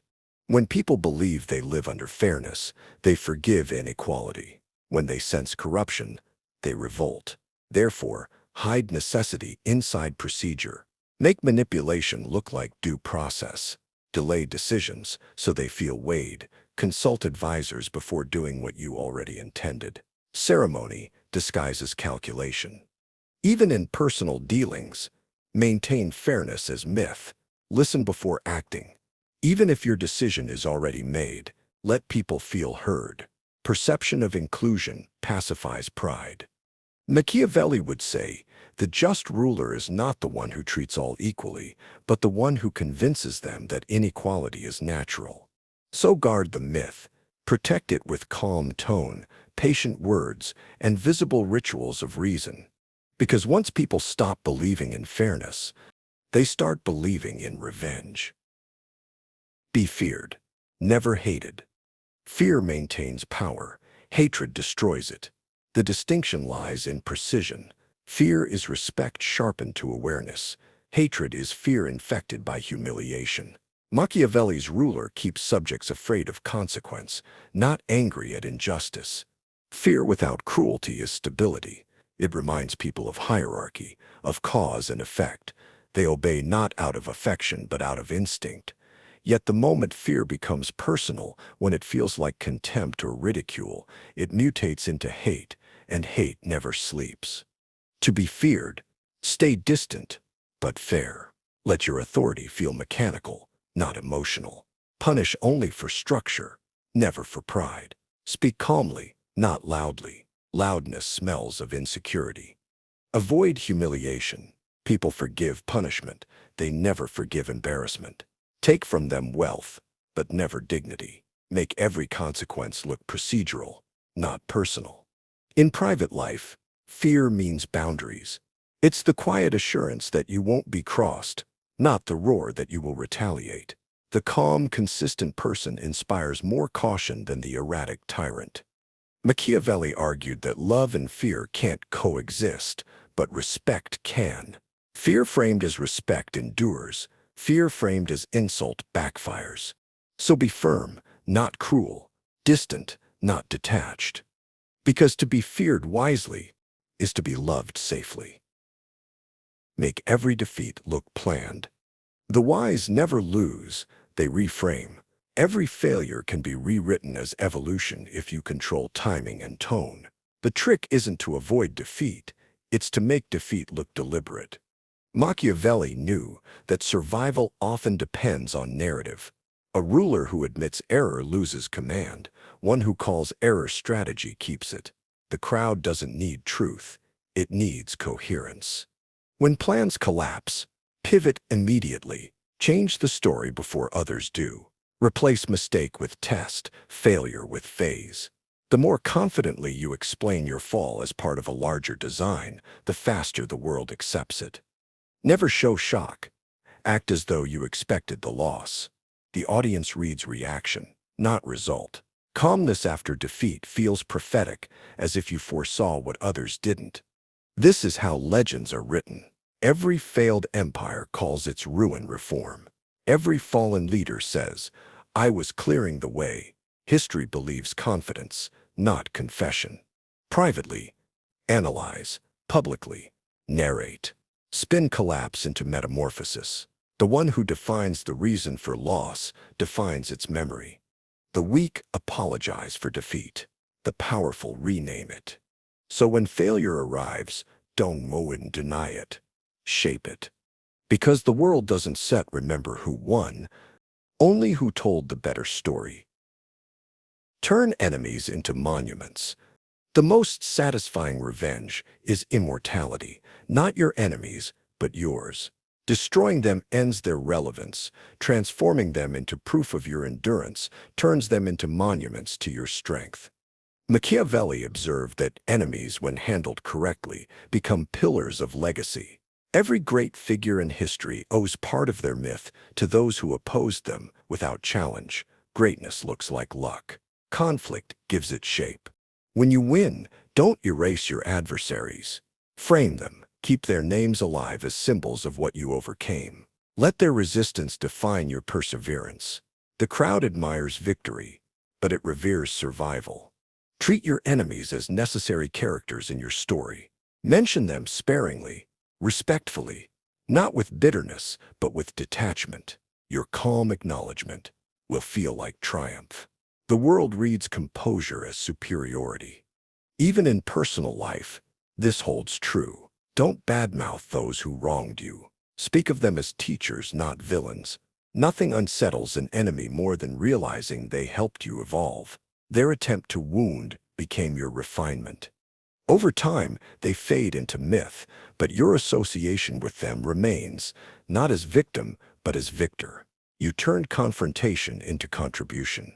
Machiavelli knew that victory celebrated through destruction is temporary, but victory celebrated through memory endures. The ruins of your enemies can build your throne if you frame them correctly. So don't bury your rivals. Enshrine them. Let their shadows outline your light. Because when enemies become monuments, their defeat becomes eternal. Turn chaos into ceremony. When disorder strikes, most panic. The Machiavellian smiles.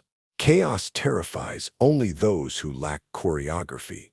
The wise ruler turns every crisis into performance, a ritual of control disguised as reaction. Machiavelli knew that panic spreads faster than truth. The way you behave during chaos defines more than the chaos itself. If you respond with structure, with calm tone, clear movements, deliberate pauses, you transform uncertainty into ceremony. People crave order, give them ritual, and they'll mistake it for stability. This applies to every arena. In leadership, create predictable gestures in unpredictable times. A speech, a meeting, a symbolic action. The gesture doesn't fix the problem, but it restores rhythm. People follow rhythm when logic fails. Privately, chaos must never infect your pace. Slow everything. Speak slower, move slower, decide slower. Your composure tells the world that the storm serves you. Even if it doesn't, they'll believe it does, and belief becomes structure. When you turn chaos into ceremony, you rewrite its meaning. Crisis stops feeling like collapse and starts feeling like transition. The same people who feared will now feel guided, even grateful. This is how authority grows from ashes. So when everything falls apart, don't rebuild, conduct, because chaos unmanaged destroys leaders, but chaos ritualized creates gods. Let followers think they lead.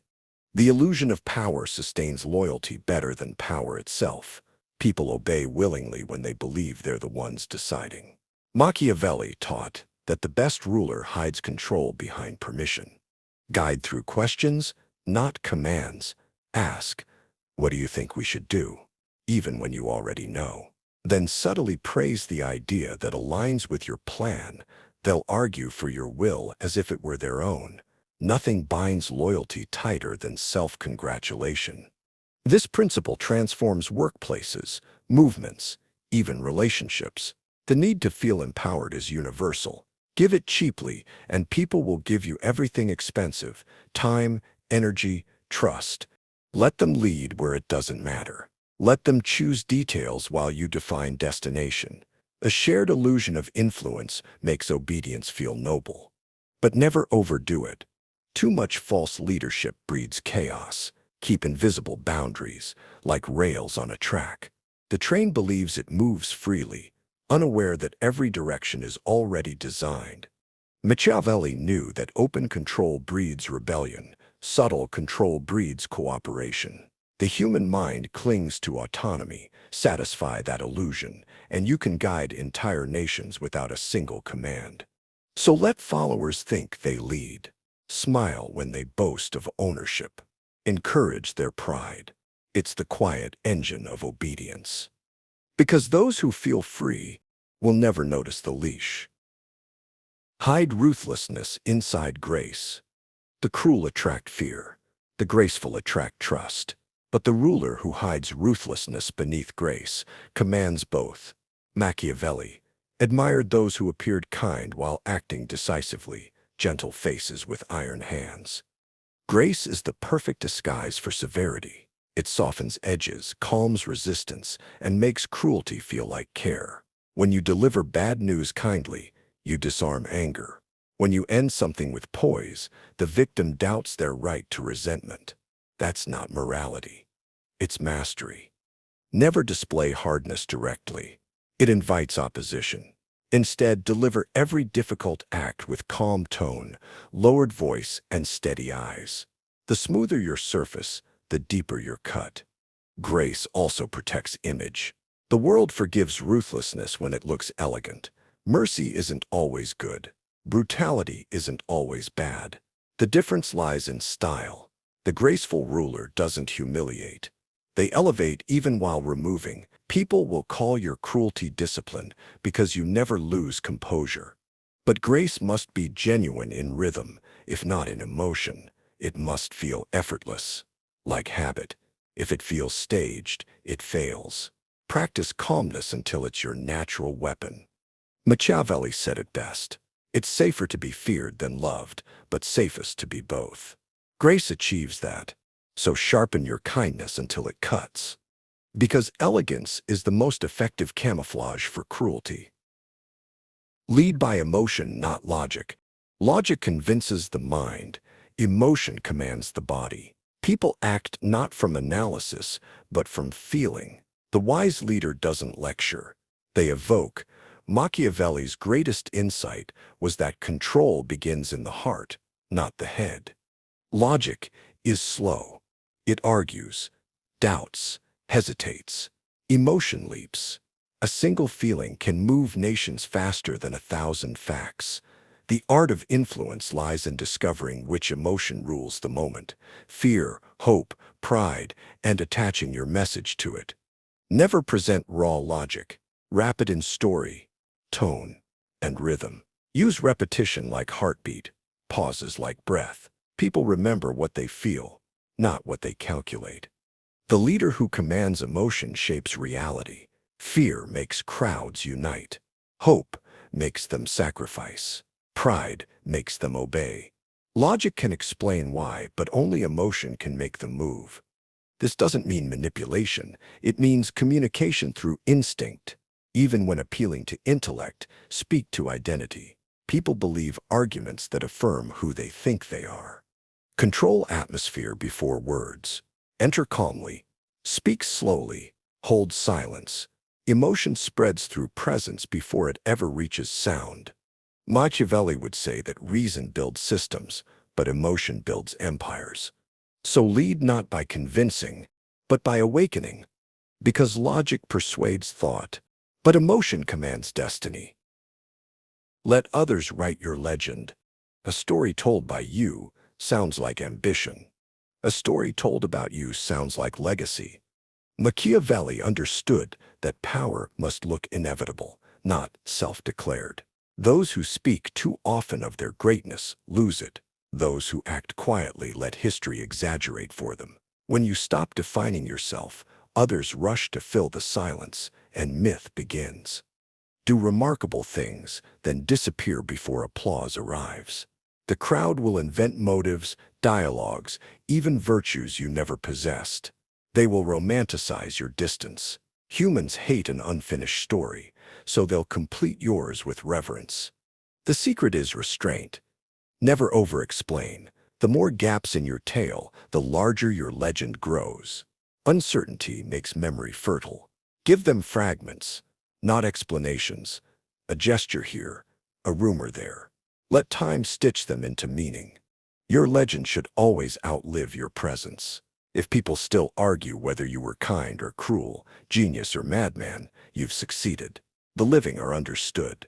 The legendary are debated. Even small acts can echo, if performed with intention.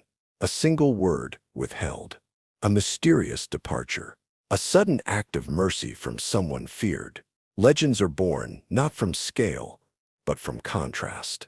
So live deliberately, vanish early, and never defend yourself. Because those who tell their own story die with it. Those who let others tell it live forever. Outlive your critics. Criticism is temporary. Existence is permanent. Every empire faces ridicule. Every mind faces rejection. The only way to silence judgment is to outlast it. Machiavelli was despised in his lifetime, praised centuries later. Time itself becomes the ultimate ally for those patient enough to endure it. The powerful don't win arguments. They win decades. To outlive your critics, you must stop needing their understanding. Criticism feeds on your reaction. When you ignore it, it starves. When you continue without flinching, it forgets why it spoke. You don't have to defeat enemies. You have to make them irrelevant through consistency. Time rewards persistence more than brilliance. Keep working while they keep talking. Silence eventually absorbs all noise. Critics exist to measure your durability. Their doubt is not an obstacle but a benchmark, a test of whether your purpose can survive without applause. Never rush to prove them wrong. Proving requires acknowledgement. Instead, grow past their reach. Let your work, your success, your peace make their opinions antique. One day they'll sound dated just for having mentioned you. When insulted, say nothing. When mocked, smile faintly. Every second of composure is another nail in their narrative's coffin. Because while critics crave relevance, creators crave time. Time, when loyal, kills every voice that tried to cage you. Let time do the talking. Silence is powerful, but time is louder. The most ruthless form of persuasion is patience. It doesn't argue. It reveals. Machiavelli believed that truth, like revenge, doesn't need defense. It just needs survival. Time exposes hypocrisy, amplifies discipline, and punishes pretense. When you're attacked or doubted, resist the urge to fight in the moment. The moment belongs to emotion. The future belongs to endurance. Let time show what you were building while others were busy talking.